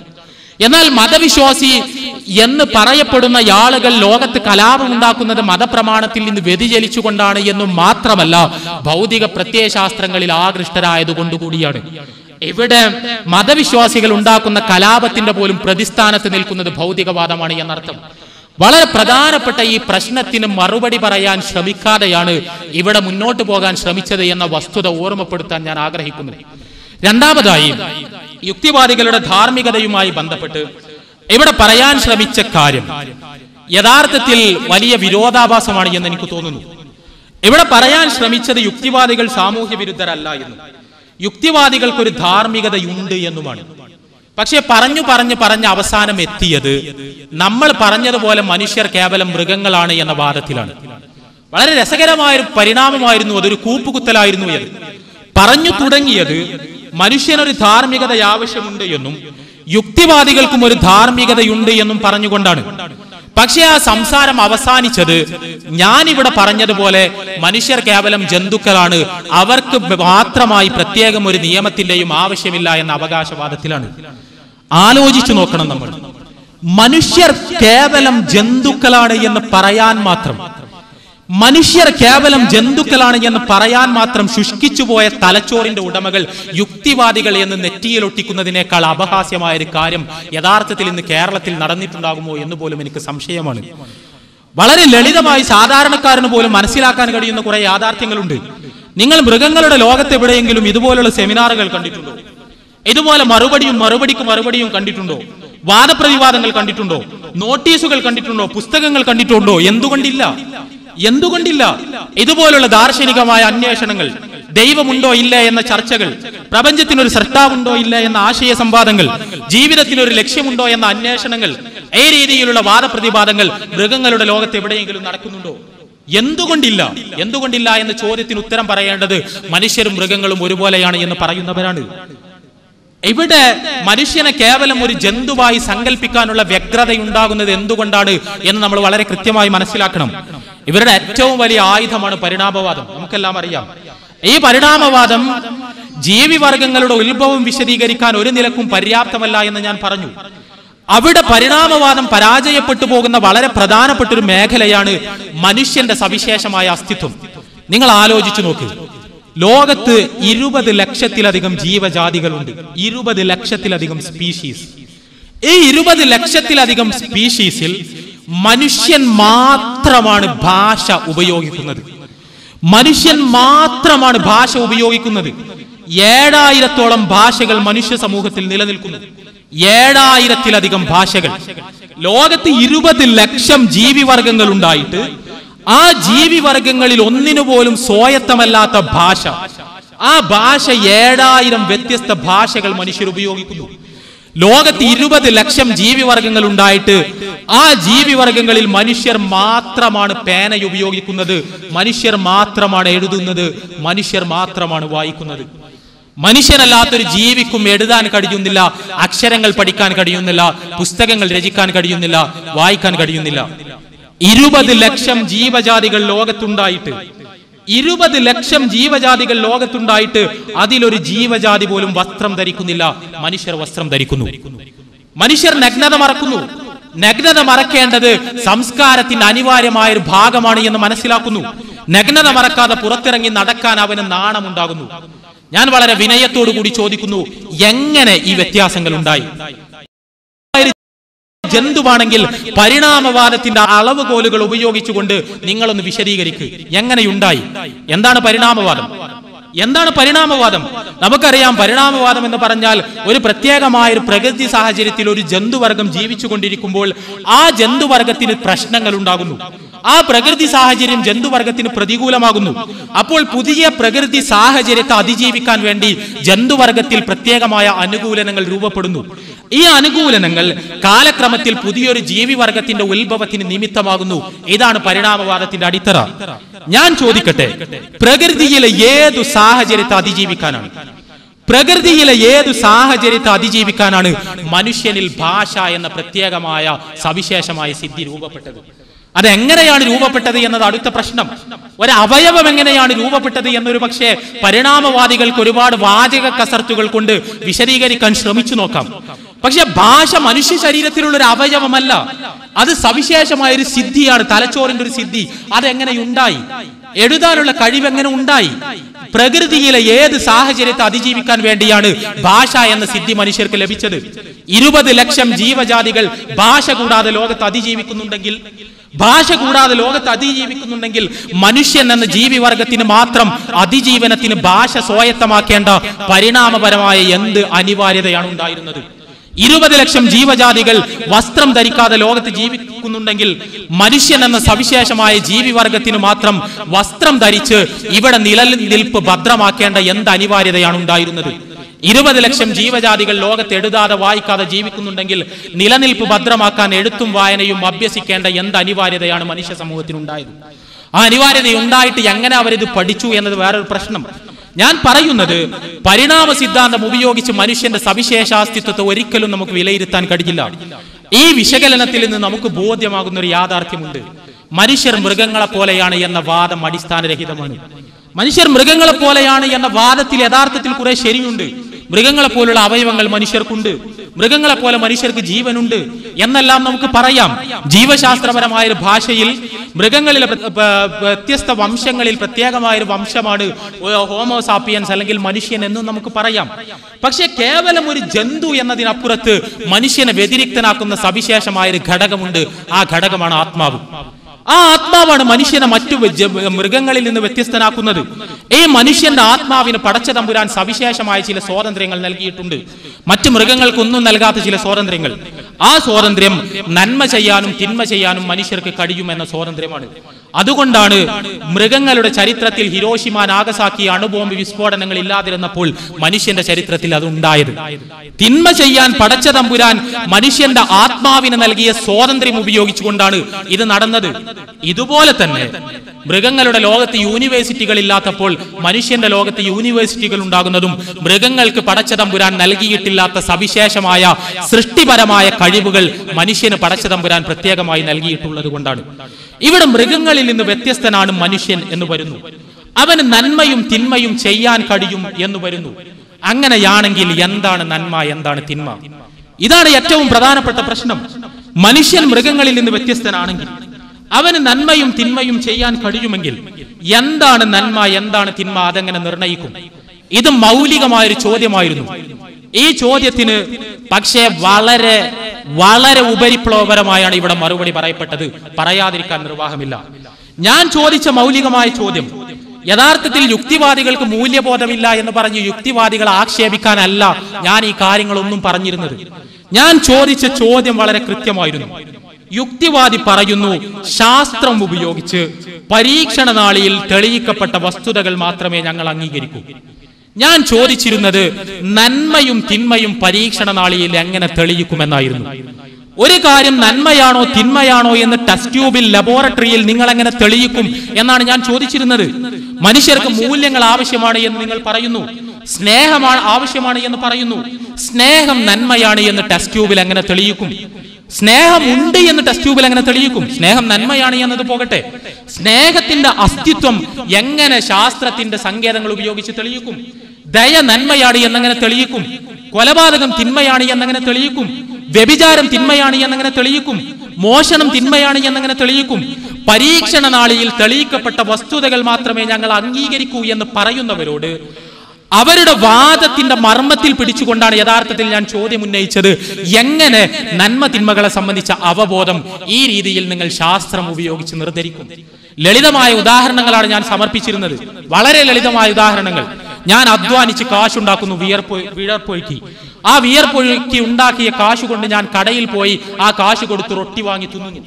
അതേസമയം എന്റെ സുഹൃത്ത് മോഷ്ടിച്ച് റൊട്ടി ഒരു കട കുത്തി തുറന്ന് അവിടുന്ന് റൊട്ടി മോഷ്ടിച്ച് ഭക്ഷിക്കുന്നു. ഇത് തമ്മിലുള്ള വ്യത്യാസം എന്താണ്? ശാസ്ത്രത്തിന്റെ വീക്ഷണത്തിൽ രണ്ടുപേരും കഴിച്ചത് റൊട്ടി, രണ്ടിന്റെയും രാസഘടനയൊന്ന്, രണ്ടിലുമുള്ളത് ഒരേ മൂലകങ്ങൾ, രണ്ടുപേരും കഴിക്കുന്നത് ഒരേ രീതിയിൽ, രണ്ടുപേരുടെയും വയറ്റിനകത്ത് നടക്കുന്നത് ഒരേ പ്രക്രിയ, രണ്ടുപേർക്കും ലഭിക്കുന്നത് ഒരേ പോഷകങ്ങൾ. ഒരു ശാസ്ത്രജ്ഞന്റെ അപഗ്രഥനത്തിൽ ഇത് തമ്മിൽ എന്താണ് വ്യത്യാസം? ഒരു വ്യത്യാസവുമില്ല.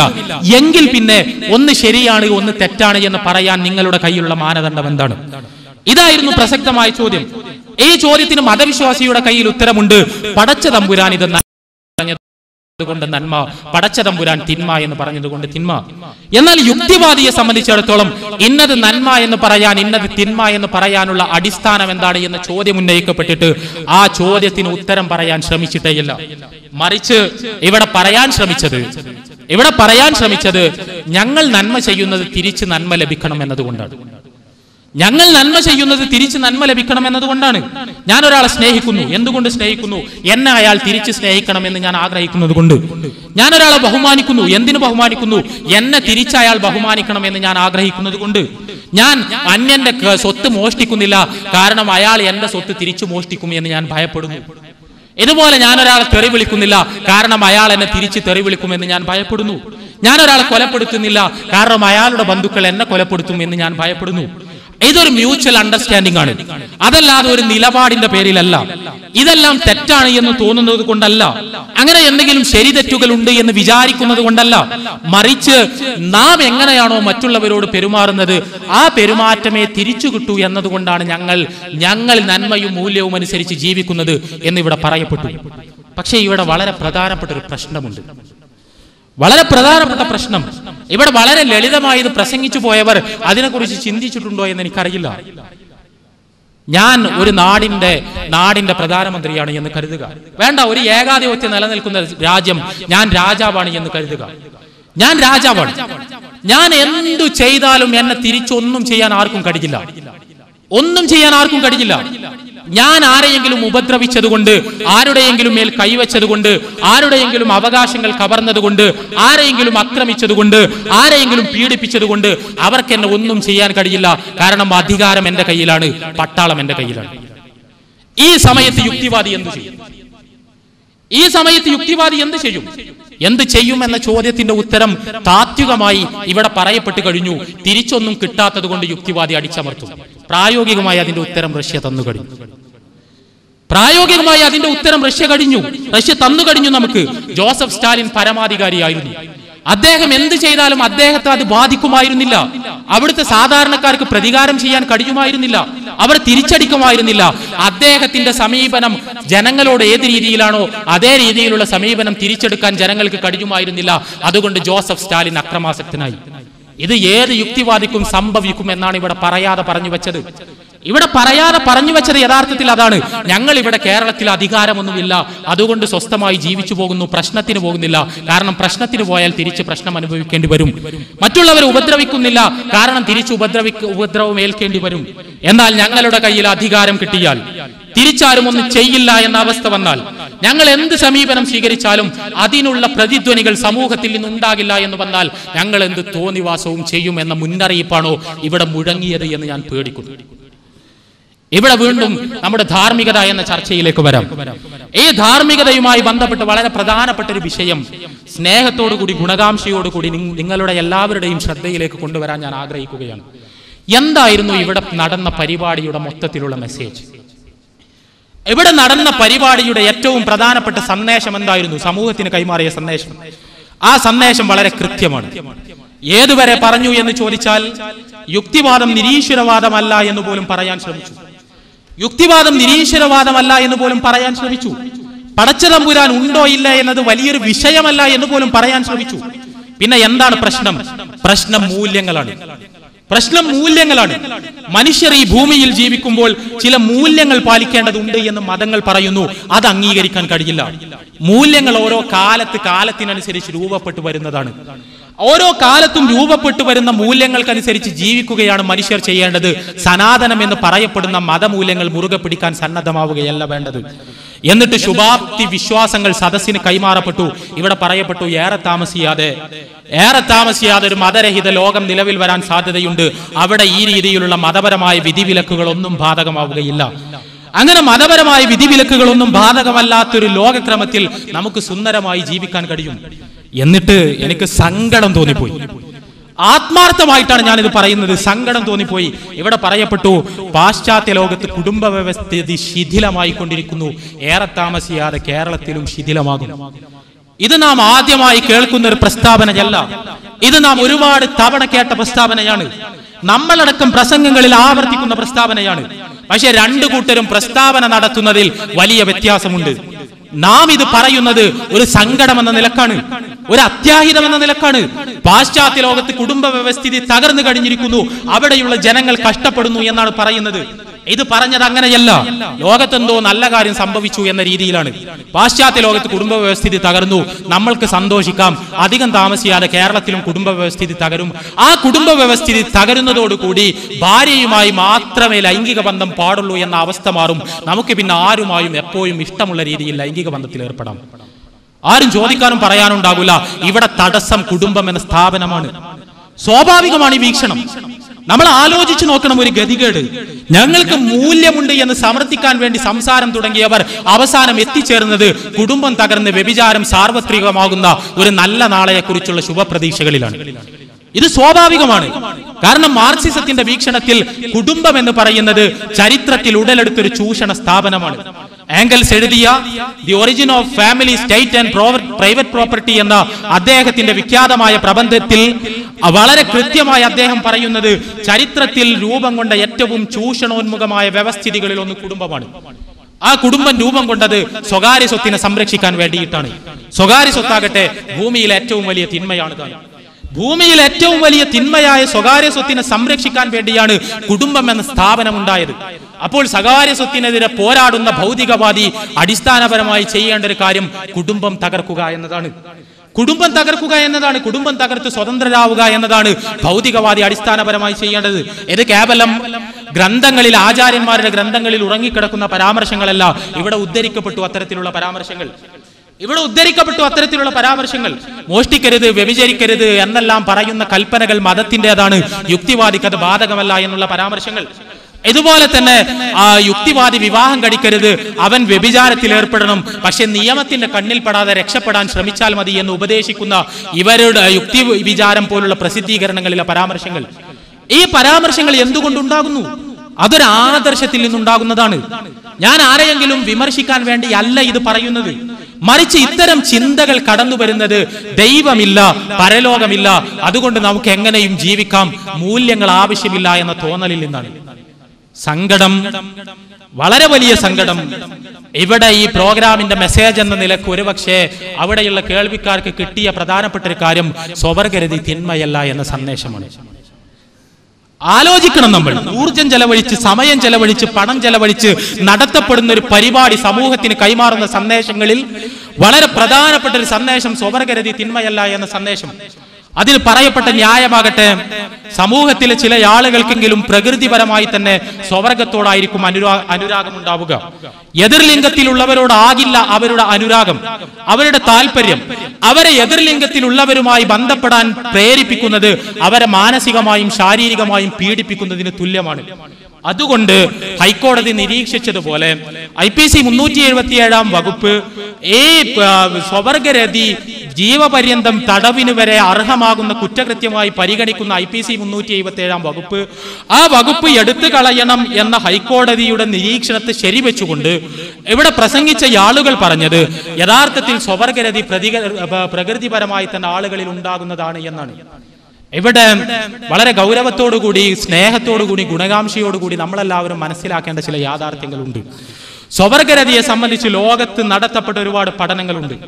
സ്വവർഗരതി എങ്ങനെ ഉണ്ടാകുന്നു, അത്തരമൊരു മനസ്സെങ്ങനെ ഉണ്ടാകുന്നു, അത്തരമൊരു പ്രകൃതം എങ്ങനെ ഉണ്ടാകുന്നു, വളരെ വിശദമായ പഠനങ്ങൾ. ഈ പഠനങ്ങളെല്ലാം ലോകത്തിന് മുന്നിൽ സമർപ്പിച്ച ഏറ്റവും പ്രധാനപ്പെട്ട യാഥാർത്ഥ്യം സ്വവർഗരതി യഥാർത്ഥത്തിൽ ജീനുകളിൽ നിന്നല്ല ഉണ്ടാകുന്നത്, മറിച്ച് ചെറുപ്പത്തിൽ അയാൾ അഭിമുഖീകരിക്കുന്ന സാഹചര്യങ്ങളിൽ നിന്നാണ് എന്നാണ്. ഒരു മനുഷ്യന്റെ വ്യക്തിത്വം രൂപപ്പെടുന്നത് പ്രധാനമായും 12 വയസ്സ് വരെയുള്ള പ്രായത്തിനിടക്കാണ്. ഒരു മനുഷ്യന്റെ വ്യക്തിത്വം, ആ വ്യക്തിത്വ രൂപീകരണത്തിന്റെ ഏറ്റവും പ്രധാനപ്പെട്ട ഭാഗം അയാളുടെ 1 മുതൽ 3 വയസ്സ് വരെയുള്ള പ്രായത്തിനിടക്കും. അത് കഴിഞ്ഞാൽ ഏറ്റവും പ്രധാനപ്പെട്ട ഭാഗം 3 വയസ്സ് മുതൽ 12 വയസ്സ് വരെയുള്ള ഭാഗത്തിനിടക്കുമാണ്. ഒരു വ്യക്തിയുടെ എല്ലാ രീതിയിലുള്ള അഭിരുചികളും നിർണയിക്കുന്നത് യഥാർത്ഥത്തിൽ ഈ 12 വയസ്സ് കാലത്ത് ഈ വ്യക്തിക്ക് ലഭിക്കുന്ന ശിക്ഷണങ്ങളാണ്. ഈ 12 വയസ്സിനിടക്കുള്ള സാഹചര്യങ്ങളിൽ സ്വവർഗരതിയിലേക്ക് നയിക്കപ്പെട്ട ആളുകളാണ്, സ്വവർഗരതിയിലേക്ക് സന്ദർഭവശാൽ ആകർഷിക്കപ്പെട്ടവരാണ് യഥാർത്ഥത്തിൽ സ്വവർഗാനുരാഗികളായി തീരുന്നത്. അതല്ലാതെ പ്രകൃതിപരമായി ആരും സ്വവർഗാനുരാഗികളായി മാറുകയല്ല എന്ന് ആ വിഷയകമായ പഠനങ്ങളെല്ലാം തന്നെ സൂചിപ്പിച്ചിട്ടുണ്ട്. ഇവിടെ നമ്മൾ മനസ്സിലാക്കേണ്ട ഏറ്റവും പ്രധാനപ്പെട്ട ഒരു കാര്യമുണ്ട്. 12 വയസ്സ് വരെ ഉണ്ടാകുന്ന പ്രതികൂലമായ ജീവിത സാഹചര്യങ്ങളിൽ മനുഷ്യരിൽ ഉണ്ടാകുന്ന സ്വഭാവ വ്യതിയാനങ്ങൾ കേവലം സ്വവർഗരതി മാത്രമല്ല. ഉദാഹരണം, മുൻകോപം. ഈ മുൻകോപം എന്ന് പറയുന്നത് 12 വയസ്സ് വരെയുള്ള ഒരു മനുഷ്യൻ ജീവിച്ച സാഹചര്യങ്ങളിൽ നിന്ന് ഉണ്ടാകുന്ന ഒരു സ്വഭാവമാണ്. അതിന്റെ പേരിൽ ഒരാൾ മുൻകോപത്തെ സംരക്ഷിക്കാൻ നിയമം നിർമ്മിക്കണം, അത് നന്മയാണ്, പ്രകൃതിപരമാണ് എന്ന് പറഞ്ഞാൽ എങ്ങനെയുണ്ടാകും? കളവ് പറയാനുള്ള ത്വര ഒരുപക്ഷെ ഈ 12 വയസ്സ് വരെ ഒരു വ്യക്തിക്ക് അയാൾക്ക് ലഭിക്കുന്ന ശിക്ഷണങ്ങളിൽ നിന്ന് ലഭിക്കുന്ന ഒരു ശീലമാണ്. ഈ ശീലം ഇത് 12 വയസ്സ് വരെ അയാളുടെ നർച്ചറിംഗിൽ നിന്നുണ്ടാകുന്നു, അയാളുടെ മാതാപിതാക്കളുടെ ഇടപെടലുകൾ കൊണ്ടുണ്ടാകുന്നു.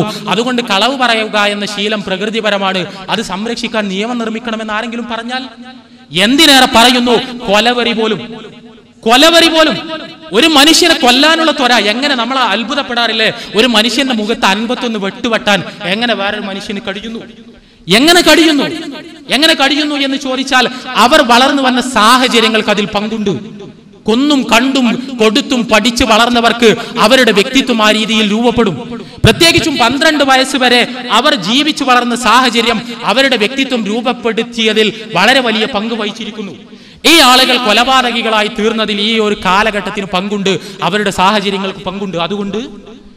അതുകൊണ്ട് കൊലപാതകം, ഈ മനുഷ്യൻ കൊലപാതകിയായതിൽ ഇയാളുടെ ചെറുപ്പത്തിലെ സാഹചര്യങ്ങൾക്ക് പങ്കുണ്ട്.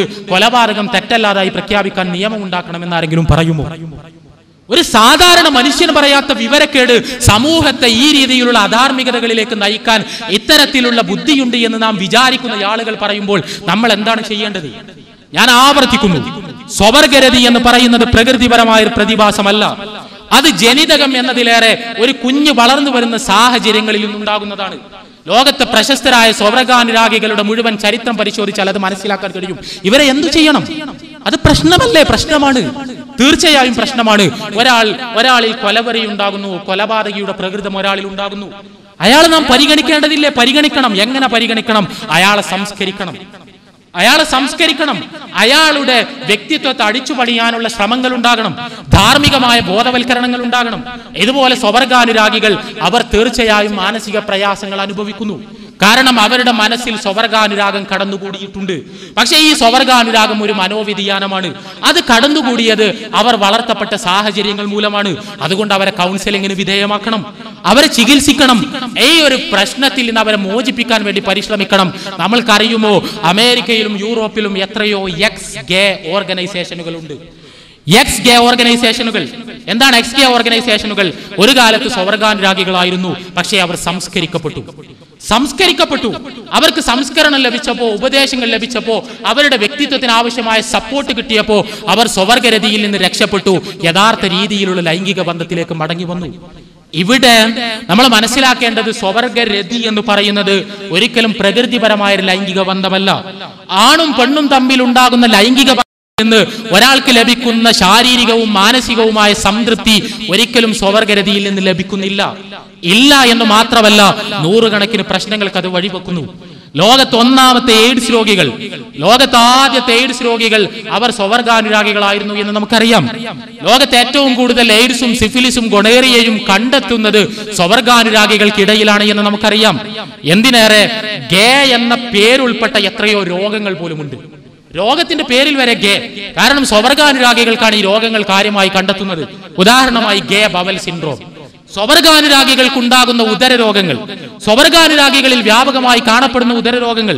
കാരണം പ്രകൃതി വിരുദ്ധമായ ഒരു ലൈംഗിക പ്രക്രിയക്ക് നമ്മുടെ ശരീരത്തെ നിർബന്ധിക്കുമ്പോൾ നമുക്കുണ്ടാകുന്ന നൂറുകണക്കിന് മാരകമായ രോഗങ്ങൾ. ഈ രോഗങ്ങൾ മുഴുവൻ ലോകത്ത് വ്യാപിച്ചുകൊണ്ടിരിക്കുന്നു. ഇവിടെ ചോദ്യം വളരെ ലളിതമാണ്, വളരെ ലളിതം. മനുഷ്യർ പ്രകൃതിപരമായി എതിർലിംഗത്തിലേക്ക് ആകർഷിക്കപ്പെടുന്നവരാണ്. എന്നാൽ ചുരുങ്ങിയ ചില വ്യക്തികളിൽ അവർ വളർന്നു വന്ന സാഹചര്യങ്ങളുടെ ഫലമായി ഒരുപക്ഷെ സ്വവർഗാനുരാഗമുണ്ടാകാം. അതൊരു മനോവ്യതിയാനമാണ്. ആ മനോവ്യതിയാനത്തിന് അടിപ്പെട്ടവർ അവർ സ്വവർഗാനുരാഗത്തിലേക്ക്, സ്വവർഗ ലൈംഗികതയിലേക്ക് നീങ്ങുന്നതോടുകൂടി അവരുടെ ലൈംഗികമായ സംതൃപ്തി തകരും, അവർക്ക് രോഗങ്ങൾ ഉണ്ടാകും. ആ രോഗങ്ങൾ അവരിലൂടെ സമൂഹത്തിലേക്ക് സംക്രമിക്കും. ഇത് തടയാൻ നമ്മൾ ചെയ്യേണ്ടത് ഇവരെ ബോധവൽക്കരിക്കുകയും സംസ്കരിക്കുകയും അവരെ യഥാർത്ഥത്തിലുള്ള ലൈംഗിക ജീവിതത്തിലേക്ക് മടക്കി കൊണ്ടുവരികയുമാണ്. ആർക്കും മനസ്സിലാക്കാൻ കഴിയുന്ന ലളിതമായ ഒരു സത്യമാണിത്. പക്ഷെ നമ്മുടെ ബഹുമാന്യരായ യുക്തിവാദി സംഘക്കാർക്ക് അതിന് നിർദ്ദേശിക്കാനുള്ള പരിഹാരം ഈ മനോവ്യതിയാനത്തിന് നിയമപരമായ അംഗീകാരം നൽകിയ ശേഷം അവർക്ക് സ്വവർഗ ലൈംഗികതക്കുള്ള തുറന്ന ലൈസൻസ് കൊടുക്കുക. ആ തുറന്ന ലൈസൻസ് കൊടുത്തിട്ട് അവരുടെ ലൈംഗിക സംതൃപ്തി നശിപ്പിക്കുക, എവിടെ കുറെ ലൈംഗിക രോഗികളെ ഉണ്ടാക്കുക. അത്തരമൊരു പരിഹാരം പറയാൻ മാത്രം മതവിശ്വാസികൾ അധപ്പതിച്ചിട്ടില്ല എന്ന് മാത്രമേ എനിക്ക് സൂചിപ്പിക്കാനുള്ളൂ. രണ്ടാമത്തെ ഒരു പ്രശ്നം കൂടി ഇവിടെയുണ്ട്. ആ പ്രശ്നം എന്താണ് എന്ന് ചോദിച്ചാൽ, ഇവിടെ ഞാൻ പറഞ്ഞു സാഹചര്യം കൊണ്ടാണ് മനുഷ്യർ ഇങ്ങനെ ആയിത്തീരുന്നത്. സാഹചര്യം കൊണ്ട് മനുഷ്യർ ഇങ്ങനെ ആയിത്തീരുന്നു. ഏത് പ്രായത്തിലെ സാഹചര്യം? 12 വയസ്സുവരെയുള്ള സാഹചര്യം. എന്താണ് ഇവിടെ പറഞ്ഞത്? ഞാൻ ആലോചിച്ചു പോവുകയായിരുന്നു. ലോകത്ത് വലിയ വലിയ എഡ്യൂക്കേഷണൽ സൈക്കോളജിസ്റ്റുകളൊന്നും നമ്മുടെ യുക്തിവാദി പ്രസ്ഥാനക്കാരുടെ സെമിനാറുകൾ കേൾക്കാതിരുന്നാൽ നമ്മുടെ കേരളത്തെക്കുറിച്ച് അവർക്ക് നല്ലൊരു അഭിപ്രായം നിലനിന്നു. അവരെങ്ങാനും ലോകത്തിൽ പ്രഗത്ഭരായ എഡ്യൂക്കേഷണൽ സൈക്കോളജിസ്റ്റുകൾ എങ്ങാനും കേരളത്തിൽ വന്ന് ഇവരുടെ പ്രസംഗങ്ങൾ കേട്ട് ഇവരാണ് ഇവിടുത്തെ ഇന്റലക്ച്വൽസ് എന്ന് മനസ്സിലാക്കിയിരുന്നെങ്കിൽ ഒരുപക്ഷെ അവർ പറയുമായിരുന്നു കേരളത്തിന്റെ ദൈക്ഷണിക നിലവാരം വളരെ താഴെയാണ്. അവർ പറഞ്ഞത് കുട്ടികൾക്ക് 18 വയസ്സുവരെ മതപരമായൊരു ബോധനം, മതപരമായൊരു അധ്യാപനം കുട്ടികൾക്ക് നൽകേണ്ട കാര്യമേ ഇല്ല. മതപരമായ അധ്യാപനങ്ങൾ എന്ന് പറഞ്ഞാൽ എന്താണ് മതപരമായ അധ്യാപനങ്ങൾ? മോഷ്ടിക്കരുത്, വ്യഭിചരിക്കരുത്, കളവ് പറയരുത്, മാതാപിതാക്കളെ ബഹുമാനിക്കണം, അയൽവാസിയെ പരിഗണിക്കണം, കൊലപാതകം തിന്മയാണ്, പടച്ച തമ്പുരാൻ അതിന് ശിക്ഷ നൽകും തുടങ്ങിയ മതപരമായ പാഠങ്ങൾ. വ്യഭിചാരത്തിൽ ഏർപ്പെടരുത്, സ്വവർഗരതിയിൽ ഏർപ്പെടരുത്, ലൈംഗിക ജീവിതം, വിവാഹത്തിൽ ഒതുങ്ങി നിൽക്കണം തുടങ്ങിയ സദാചാര പാഠങ്ങൾ. ഇതാണല്ലോ മതപരമായ പാഠങ്ങൾ. ഈ മതപരമായ പാഠങ്ങൾ 18 വയസ്സ് വരെ കുട്ടികൾക്ക് കൊടുക്കാനേ പാടില്ല. എന്നാൽ ഈ യുക്തിവാദികൾ എന്തെങ്കിലും മൂല്യങ്ങൾ പഠിപ്പിക്കുമോ? ഒരു മൂല്യവും പഠിപ്പിക്കില്ല. കാരണം ഇവിടെ പറയപ്പെട്ടതുപോലെ മനുഷ്യർ മൃഗങ്ങളാണ്, അവർക്ക് ഇഷ്ടമുള്ള രീതിയിൽ ജീവിക്കാം, ഒരു നിയമവും അവർക്ക് ബാധകമല്ല. ചുരുക്കത്തിൽ എന്ത് സംഭവിക്കും? ലോകത്തിൽ ഒരു ന്യൂനപക്ഷം സ്വവർഗാനുരാഗികൾ ഉണ്ട്. എന്തുകൊണ്ട്? 12 വയസ്സ് വരെ യഥാർത്ഥ രീതിയിലുള്ള ശിക്ഷണങ്ങൾ ലഭിക്കാത്തത് കൊണ്ട്, പ്രതികൂലമായ സാഹചര്യങ്ങൾ കൊണ്ട്. ഇവിടെ അരങ്ങൊരുക്കിക്കൊണ്ടിരിക്കുന്ന പദ്ധതി ലോകത്തിലെ മുഴുവൻ മനുഷ്യരെയും ഇതുപോലുള്ള ലൈംഗിക വൈകൃതങ്ങളിലേക്ക് നയിച്ചു കൊണ്ടുപോകാനുള്ള ഒരു പദ്ധതി. കാരണം ഈ മുഴുവൻ മനുഷ്യർക്കും 18 വയസ്സ് വരെ ഒരു രീതിയിലുള്ള സംസ്കരണ പാഠങ്ങൾ, ഒരു രീതിയിലുള്ള ശിക്ഷണങ്ങൾ നൽകേണ്ടതില്ല. അവർ തോന്നിയ രീതിയിൽ ജീവിച്ചു വളരട്ടെ. ഇവരെന്താണ് മനസ്സിലാക്കിയത് മനുഷ്യന്റെ മനഃശാസ്ത്രത്തെ കുറിച്ച്, മനുഷ്യന്റെ തലച്ചോറിനെ കുറിച്ച്? നിങ്ങൾക്കറിയുമോ, ഒരു മനുഷ്യൻ 12 വയസ്സാകുമ്പോഴേക്ക് അയാളുടെ വ്യക്തിത്വം ഉറച്ചു കഴിഞ്ഞു. നമ്മുടെ തലച്ചോറിനകത്ത് നമ്മുടെ 2 ന്യൂറോണുകൾക്കിടയിൽ സിനാപ്സ് എന്ന് പറയുന്ന ഒരു സാധനമുണ്ട്. ഈ സിനാപ്സിനകത്താണ് നമ്മൾ വിവരങ്ങൾ ശേഖരിച്ചു വെക്കുന്നത്. ഒരു കുട്ടിയുടെ തലച്ചോറിലെ സിനാപ്സുകളിൽ ബഹുഭൂരിപക്ഷവും രൂപം കൊള്ളുന്നത് 3 വയസ്സ് വരെയുള്ള കാലയളവിനിടക്കാണ്. ബാക്കിയുള്ള സിനാപ്സുകൾ രൂപം കൊള്ളുന്നത് 3 വയസ്സിനും 12 വയസ്സിനും ഇടക്കാണ്. 1 മുതൽ 12 വയസ്സ് വരെയുള്ള പ്രായം കഴിഞ്ഞ് 12 വയസ്സിന് ശേഷം യഥാർത്ഥത്തിൽ പുതിയ സിനാപ്സുകൾ ഒന്നും മനുഷ്യന്റെ തലച്ചോറിൽ രൂപം കൊള്ളുന്നില്ല. എന്ന് പറഞ്ഞാൽ താൻ എങ്ങനെ ജീവിക്കണം എന്നതിന്റെ കൃത്യമായ മാർഗരേഖ 12 വയസ്സാകുമ്പോഴേക്കും ഒരു കുട്ടിയുടെ തലച്ചോറിൽ കൃത്യമായി ഫീഡ് ചെയ്യപ്പെട്ട് കഴിയുന്നുണ്ട്. അതുകൊണ്ടാണ് മനഃശാസ്ത്രജ്ഞർ മാതാപിതാക്കളോട് കുട്ടികളുടെ മുമ്പിൽ വെച്ച് കളവ് പറയരുത് എന്ന് പറയുന്നത്. എത്ര ചെറിയ കുട്ടിയാണെങ്കിലും ആ കുട്ടിയുടെ മുമ്പിൽ വെച്ച് കളവ് പറയരുത് എന്ന് പറയാനുള്ള കാരണം, ആ കുട്ടി കളവിനെ ഒരു ശീലമാക്കിയെടുക്കും, അവന്റെ തലച്ചോറിൽ അത് ഫീഡ് ചെയ്യും. ഇവിടെ 12 വയസ്സാകുമ്പോഴേക്ക് ഒരു കുഞ്ഞിന്റെ പേഴ്സണാലിറ്റി രൂപം കൊള്ളുന്നു. 12 വയസ്സാകുമ്പോഴേക്ക് ഒരു കുഞ്ഞിന്റെ പേഴ്സണാലിറ്റി രൂപം കൊള്ളുമെങ്കിൽ, ആ കുഞ്ഞ് നല്ലവനാകണമെങ്കിൽ ആ കുഞ്ഞിന് ധാർമ്മിക പാഠങ്ങൾ കൊടുക്കേണ്ടത് ഏത് പ്രായത്തിലാണ്?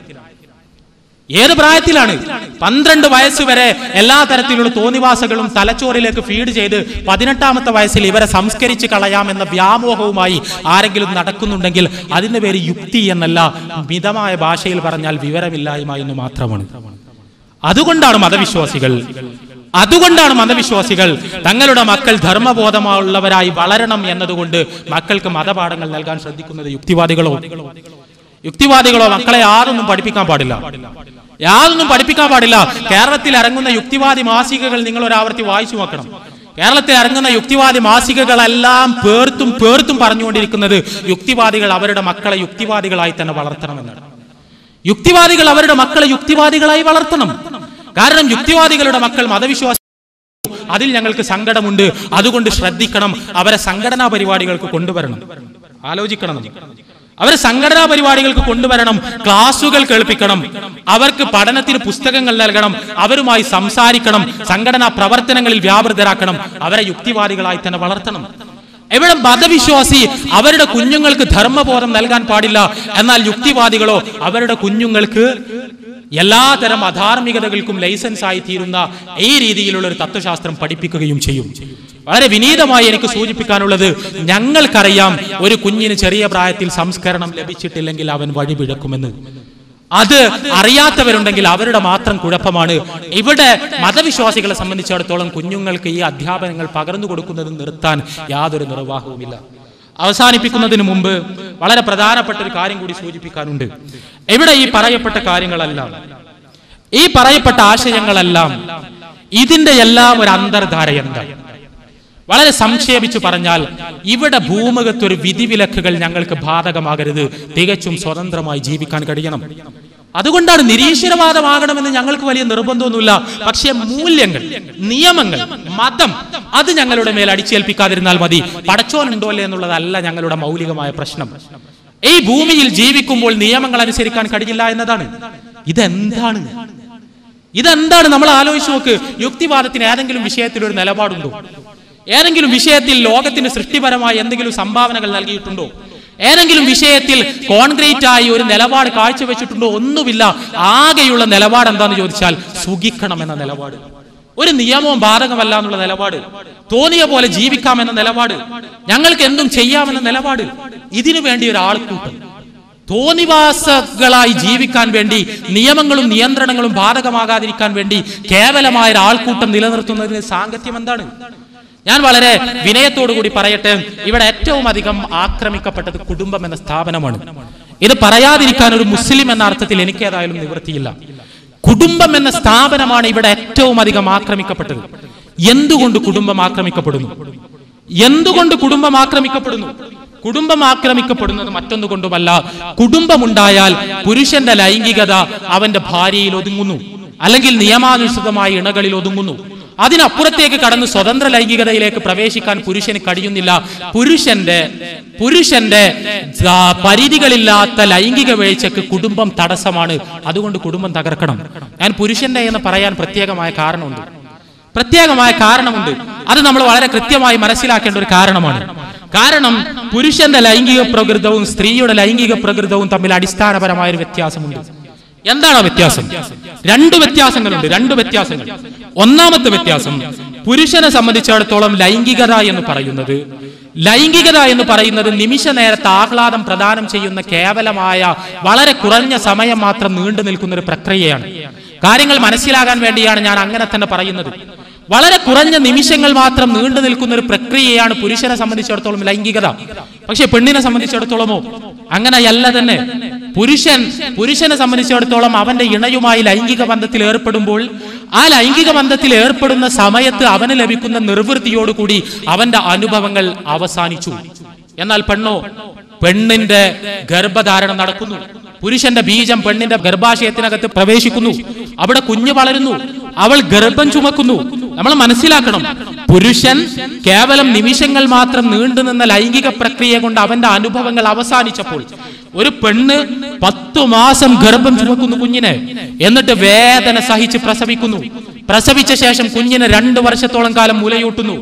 എന്നിട്ട് ഈ കുഞ്ഞ് വളർന്ന് പക്വതയെത്തുന്നത് വരെ കുഞ്ഞിന് ആവശ്യമായ മുഴുവൻ പരിചരണങ്ങളും നൽകി ക്ഷമയോടുകൂടി സഹനത്തോടുകൂടി കുഞ്ഞിനെ പരിചരിക്കുന്നു. ഈ സമയത്ത് മുഴുവൻ ആണെവിടെയാണ്? പുരുഷൻ എവിടെയാണ്? പുരുഷൻ ഇവിടെ ഒന്നും നമുക്ക് കാണാൻ കഴിയുന്നില്ല. അവന്റെ അനുഭവങ്ങൾ ഈ ലൈംഗിക ബന്ധത്തോടുകൂടി അവസാനിച്ചു പോയി. ഇവിടെ എന്താണ് ഭൗതികവാദം പറയുന്നത്? ഭൗതികവാദം പറയുന്നത് വിവാഹത്തിന്റെ ആവശ്യമില്ല, പുരുഷന് ഇഷ്ടമുള്ള പോലെ സ്ത്രീകളുമായി ബന്ധപ്പെടാം. ഇവിടെ സംഭവിക്കുന്നത് എന്ത്? പുരുഷനെ സംബന്ധിച്ചിടത്തോളം ആ ലൈംഗിക ബന്ധത്തോടുകൂടി കാര്യം കഴിയും, അവൻ എവിടെയോ എത്തും. എന്നാൽ പെണ്ണിനെ സംബന്ധിച്ചിടത്തോളമോ അവളുടെ അനുഭവങ്ങൾ ആരംഭിക്കുകയാണ്, അവളുടെ ജീവിതം ആരംഭിക്കുകയാണ്. അവൾക്ക് ജൈവികമായ പ്രയാസങ്ങൾ ഉണ്ടാവുകയാണ്. ജൈവികമായ ഒട്ടനവധി പ്രയാസങ്ങൾ, ഗർഭധാരണത്തെ പോലെ, പ്രസവത്തെ പോലെ, മുലയൂട്ടലിനെ പോലെ, കുഞ്ഞു വളർത്തലിനെ പോലെയുള്ള പ്രശ്നങ്ങൾ. ഈ പ്രശ്നങ്ങൾ ഉണ്ടാകുമ്പോൾ ഈ പെണ്ണിന് താങ്ങാകേണ്ടത് ആരാണ്? ഈ പെണ്ണിന് തണലാകേണ്ടത് ആരാണ്? ഈ പെണ്ണിനെ സംരക്ഷിക്കേണ്ടത് ആരാണ്? കുഞ്ഞിനെ പോറ്റേണ്ടത് ആരാണ്? പെണ്ണിന് ചെലവ് കൊടുക്കേണ്ടത് ആരാണ്? പെണ്ണിന് ആവശ്യമായ സൗകര്യങ്ങൾ ചെയ്യേണ്ടത് ആരാണ്? കുഞ്ഞിന്റെ, ഞാൻ നേരത്തെ പറഞ്ഞ ധാർമ്മികമായ സംസ്കരണത്തിന് ആവശ്യമായ സംവിധാനങ്ങൾ ഒരുക്കേണ്ടത് ആരാണ്? ഇസ്ലാം പറയുന്നു ഇല്ല പുരുഷ, നിനക്കങ്ങനെ പോകാൻ പറ്റില്ല.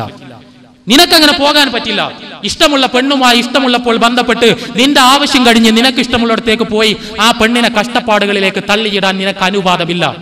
നിനക്കേതെങ്കിലും സ്ത്രീയുമായി ലൈംഗിക ബന്ധത്തിൽ ഏർപ്പെടണമെങ്കിൽ ഉത്തരവാദിത്തത്തോടുകൂടി വിവാഹം കഴിക്കണം. ഉത്തരവാദിത്തത്തോടുകൂടി വിവാഹം കഴിക്കണം. അവളെ സംരക്ഷിക്കുമെന്ന് കരാർ എഴുതണം. 4 ആളുകളുടെ മുമ്പിൽ വെച്ചത് പ്രഖ്യാപിക്കണം. മരണം വരെ അവൾക്ക് ആവശ്യമായ എല്ലാ സംവിധാനങ്ങളും കൊടുക്കണം. അവളുടെ കുഞ്ഞുങ്ങളെ സംരക്ഷിക്കണം. നീയുമായുള്ള ലൈംഗിക ബന്ധത്തിന്റെ പേരിൽ അവൾ അനുഭവിക്കുന്ന ജൈവികമായ പ്രയാസങ്ങളിൽ അവൾക്ക് താങ്ങും തണലുമായി നിൽക്കണം. ഇവിടെ ഇസ്ലാം ഒരു കെട്ടിടുകയാണ്. ഭൗതികവാദത്തിൽ പുരുഷൻ സർവത്ര സ്വതന്ത്രനാണ്, പെണ്ണോ എല്ലാം സഹിക്കുന്നവളാണ്. എന്നാൽ ഇസ്ലാം പുരുഷന്റെ സ്വാതന്ത്ര്യത്തിന് അതിരുകൾ നിശ്ചയിക്കുന്നു, അവനെ കുടുംബത്തിന്റെ അകത്തേക്ക് തളക്കുന്നു, പെണ്ണിന്റെ സുരക്ഷിതത്വം ഭദ്രമാക്കുന്നു. ഇതാണ് ഇസ്ലാം ചെയ്ത തെറ്റ്. അതുകൊണ്ട് തന്നെ യഥാർത്ഥത്തിൽ ഭൗതികവാദം ഒരു പുരുഷാധിപത്യപരമായ പ്രത്യയശാസ്ത്രമാണ്.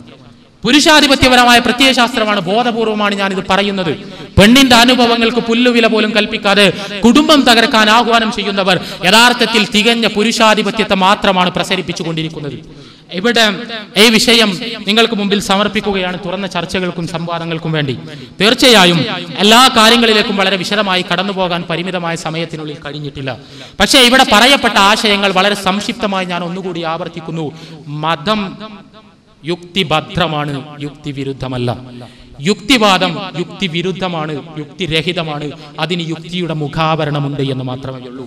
മതം പഠിപ്പിക്കുന്നത് പ്രപഞ്ചത്തിന് ഒരു സൃഷ്ടാവുണ്ട് എന്നും ആ സൃഷ്ടാവിന്റെ സൃഷ്ടിയാണ് മനുഷ്യനെന്നും മനുഷ്യൻ മറ്റു മൃഗങ്ങളിൽ നിന്ന് വ്യത്യസ്തനാണ് എന്നും മനുഷ്യൻ ചില ധാർമ്മിക നിയമങ്ങൾ മുറുകെ പിടിക്കേണ്ടതുണ്ട് എന്നും ആ ധാർമ്മിക നിയമങ്ങൾ മുറുകെ പിടിച്ച് പരമാനന്തര ജീവിതത്തിൽ സ്വർഗം നേടേണ്ടതുണ്ട് എന്നുമാണ്. ഇതിനെതിരെ യുക്തിവാദി പ്രസ്ഥാനക്കാർ ഉന്നയിക്കുന്ന ന്യായങ്ങൾക്ക് അവർ ആധാരമാക്കുന്നത് പ്രധാനമായും 3 കാര്യങ്ങളെയാണ്. ഒന്ന് മാർക്സിസത്തെ, രണ്ടാമത്തേത് പരിണാമവാദത്തെ, മൂന്നാമത്തേത് ആധുനിക ശാസ്ത്രത്തിന്റെ ദുർവ്യാഖ്യാനത്തെ. ഈ 3 അടിത്തറകളെയും ഞാൻ വളരെ നിഷ്കൃഷ്ടമായി 2 തവണയായി വിശകലനം ചെയ്ത് കഴിഞ്ഞു. ഇതിനെ സ്പർശിക്കാതെയാണ് ഇവിടെയുള്ള മറുപടികൾ കടന്നുപോയത്. മൂന്നാമതായി യുക്തിവാദത്തിന്റെ ധാർമ്മിക വീക്ഷണം എന്ന് പറയുന്നത് ഒരു മിഥ്യയാണ്. യുക്തിവാദം മനുഷ്യനെ കാണുന്നത് കേവലം ഒരു ജന്തു മാത്രമായിട്ടാണ്. അത് ലോകത്തുണ്ടാക്കിയത് ദുരിതങ്ങളും ദുരന്തങ്ങളും മാത്രമാണ്, ഇനിയും ഉണ്ടാക്കാൻ പോകുന്നത് അത് മാത്രമാണ്. ഇവിടെ മതത്തിനെതിരെ സമർപ്പിക്കപ്പെട്ട ഒരു ന്യായം പോലും യുക്തിഭദ്രമല്ല എന്നും യുക്തിവാദത്തിനെതിരെ 100 കണക്കിന് യുക്തിഭദ്രമായ ന്യായങ്ങൾ ഉണ്ട് എന്നും ഒരിക്കൽ കൂടി ഓർമ്മപ്പെടുത്തിക്കൊണ്ട് നിങ്ങളുടെ തുറന്ന ചർച്ചകൾക്കും സംവാദങ്ങൾക്കും വേണ്ടി ഈ വിഷയം സമർപ്പിച്ചുകൊണ്ട് ഞാൻ ഉപസംഹരിക്കുന്നു. വാഹിർ ദഅവാനാ അൽഹംദുലില്ലാഹി റബ്ബിൽ ആലമീൻ. അസ്സലാമു അലൈക്കും വറഹ്മത്തുള്ളാഹി. ഒരു ചോദ്യം ചോദിച്ച് അതിന് ഉത്തരം തുടങ്ങി വെച്ച് നമസ്കാരത്തിന് വേണ്ടി നമുക്ക് പിരിയാം. നമസ്കാര ശേഷം 7:15 വീണ്ടും നമുക്ക് സംഗമിക്കാം. ആരാണ് ചോദിക്കാനുള്ളതെങ്കിൽ മുന്നോട്ട് വരാം, ചോദ്യം ചോദിക്കുക. ഉത്തരം പൂർത്തിയാകുന്നില്ലെങ്കിൽ അതിൻ്റെ ഉത്തരം നമുക്ക് അവസാനത്തേക്ക് വേണ്ടി മാറ്റിവെക്കാം. ചോദ്യം ചോദിക്കുന്ന വ്യക്തി പരിചയപ്പെടുത്തണം. വിഷയാധിഷ്ഠിതമായി ചോദിക്കാനും ഉപകാരപ്രദമായ ചോദ്യങ്ങൾ ചോദിക്കാനും പരിശ്രമിക്കണം. മിസ്റ്റർ വഹാബാണ് ചോദ്യം ചോദിക്കുന്നത്. ചോദിക്കൂ മിസ്റ്റർ വഹാബ്. ഞാൻ ഈ മുജാഹിദ് പ്രസ്ഥാനത്തിലെ ഒരു അഖിലുകാരനായി വളർന്നു വന്ന ഒരാളാണ്. അപ്പോൾ ആ കാലഘട്ടങ്ങളിലൊക്കെ മുജാഹിദ് പ്രസ്ഥാനം പൗരോഹിത്യത്തിനെതിരെ ഒരുപാട് സംസാരിക്കുന്നതായിട്ട് ഞാൻ കേട്ടിട്ടുണ്ട്. അതായത് നമ്മുടെ മുസ്ലിയാക്കന്മാർ അവർ ഈ ലോഹ ധരിക്കുകയും വലിയ തലീക്കെട്ട് കെട്ടുന്നതിനൊക്കെ പൗരോഹിത്യത്തെ വളരെ അടിച്ചമർത്തപ്പെട്ട ഒരു മതമാണ് ഇസ്ലാം എന്ന് പറഞ്ഞിട്ട് അതിനെതിരെ സംസാരിക്കുന്നതായിട്ട് ഞാൻ ഒരുപാട് കേട്ടിട്ടുണ്ട്. എന്നാൽ ഇന്ന് മുജാഹിദ് പ്രസ്ഥാനത്തിലെ മൗലവിമാർ ഈ താടി വെച്ചിട്ട് ആ പൗരോഹിത്യ പ്രകടനം നടത്തുമ്പോൾ ഒരു ചെറിയ ഹദീസിന്റെ ദുർബലമായ ഹദീസിന്റെ പേരിൽ ആ താടി വെച്ച് പൗരോഹിത്യ പ്രകടനം നടത്തുമ്പോൾ എനിക്ക് ആ വൈരുദ്ധ്യം മനസ്സിലാക്കാൻ പറ്റുന്നില്ല. മാത്രമല്ല സലാം സുല്ലമിയെ പോലെയുള്ള ഹദീസ് പണ്ഡിതനെന്ന് നിങ്ങളുടെ പക്ഷം തന്നെ വിശേഷിപ്പിക്കുന്ന അവരൊക്കെ തന്നെ ക്ലീൻ ഷേവ് ചെയ്യുന്നവരുമാണ്. അപ്പൊ ഈ വൈരുദ്ധ്യവും ഈ വിഷയത്തിലെ ഈ വൈരുദ്ധ്യവും ഈ പൗരോഹിത്യത്തിനെതിരെ വിമർശിക്കുകയും പൗരോഹിത്യത്തിന്റെ താടി വെക്കുകയും ചെയ്യുന്ന ഈ വൈരുദ്ധ്യത്തെക്കുറിച്ച് യുക്തി എന്ന ഈ യുക്തിയില്ലായ്മയെക്കുറിച്ച് നമ്മുടെ യുക്തി എന്ന വിഷയത്തിൽ ആ വിഷയത്തെ ആസ്പദമാക്കിയുള്ള ഈ ചോദ്യത്തിന് ഒരു വിനീതമായ മറുപടി ഞാൻ സുഹൃത്തായ തൻവീറിൽ നിന്ന് പ്രതീക്ഷിക്കുന്നു. ബഹുമാനനായ ജ്യേഷ്ഠ സഹോദരൻ, ഇവിടെ അടിസ്ഥാനപരമായി എനിക്ക് സൂചിപ്പിക്കാനുള്ളത് ഇത് കേരളത്തിലെ ഏതെങ്കിലും മുസ്ലിം സംഘടന സംഘടിപ്പിച്ചൊരു പ്രോഗ്രാമല്ല. ഇത് മുജാഹിദ് പ്രസ്ഥാനമോ സമസ്ത കേരള ജമിയത്തുൽ ഉലമയോ ജമാഅത്തെ ഇസ്ലാമിയോ ഒന്നും സംഘടിപ്പിച്ചൊരു പ്രോഗ്രാമല്ല. ഇത് നിച്ച് ഓഫ് ട്രൂത്ത് സംഘടിപ്പിച്ചൊരു പ്രോഗ്രാമാണ്. ഈ പ്രോഗ്രാമിൽ ഉന്നയിക്കപ്പെടേണ്ട ഒരു ചോദ്യമല്ല ഇത്. ഇവിടെ മുജാഹിദ് പ്രസ്ഥാനത്തിന്റെ ഭാരവാഹികളുണ്ട്, അതുമായി ബന്ധപ്പെട്ട സംഘടനാ സംവിധാനങ്ങളുണ്ട്, എല്ലാമുണ്ട്. അത് അത്തരം വേദികളിൽ ഉന്നയിച്ച് സംശയ നിവാരണം നടത്തേണ്ട ഒരു പ്രശ്നമാണ് ഒന്നാമതായി. രണ്ടാമതായി, ചോദ്യം ഉന്നയിക്കപ്പെട്ട സ്ഥിതിക്ക് അത് ഏതെങ്കിലും പ്രസ്ഥാനങ്ങളുമായി ബന്ധപ്പെടുത്തിയിട്ടല്ല.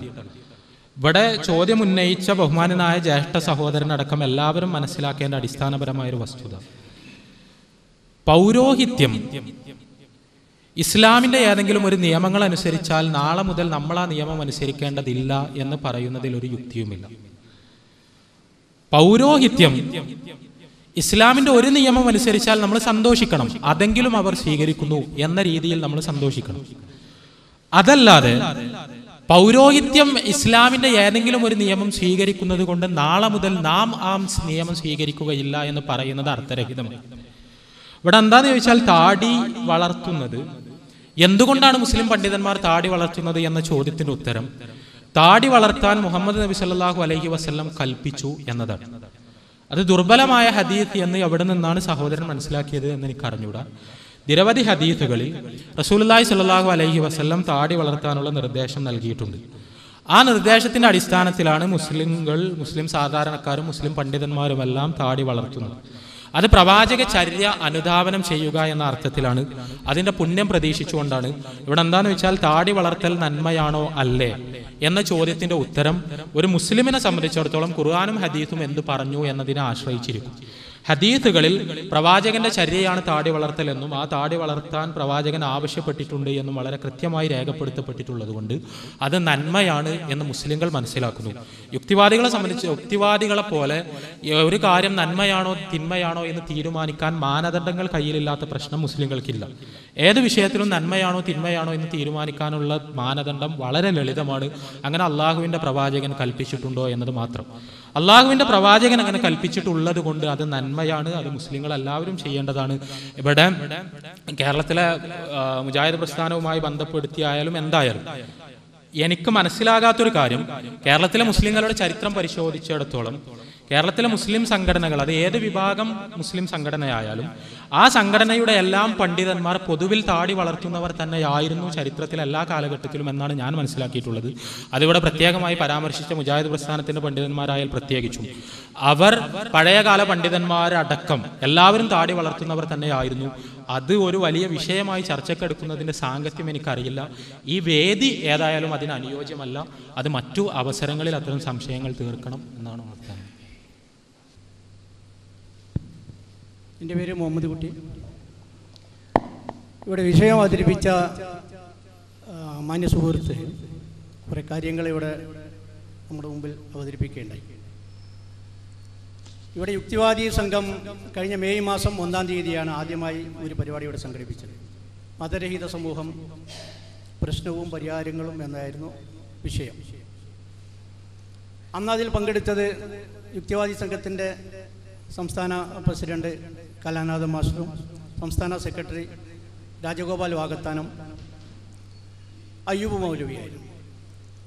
അതിനുശേഷം നിച്ച് ഓഫ് ട്രൂത്ത് ഒരു പരിപാടി സംഘടിപ്പിച്ചു എന്ന് കേട്ടു. അതിൽ എന്തായിരുന്നു വിഷയം എന്നുള്ളതൊന്നും നമ്മളറിയില്ല, വന്നിട്ടുമില്ല, ആരും ആ വിവരമായിട്ട് പറഞ്ഞതുമില്ല. പിന്നെ ഒരു വിവരം കിട്ടിയത് യുക്തി മതം, ദൈവിക മതം എന്നവർ അവിടെ ഒരു വിഷയം വെച്ച് സംസാരിച്ചു എന്നും യുക്തിവാദികളുടെ ധാർമ്മികതയെ സംബന്ധിച്ച് സംസാരിച്ചു എന്നാണ് കിട്ടിയത്. ആ വിവരങ്ങളാണ് ഈ കഴിഞ്ഞ 8-ാം തീയതി ഇവിടെ സംഘടിപ്പിച്ച ഈ പരിപാടിയിൽ പങ്കെടുത്ത പ്രഭാഷകർക്ക് കൈമാറിയത്. അതാണ് അവരിവിടെ സംസാരിച്ചത്.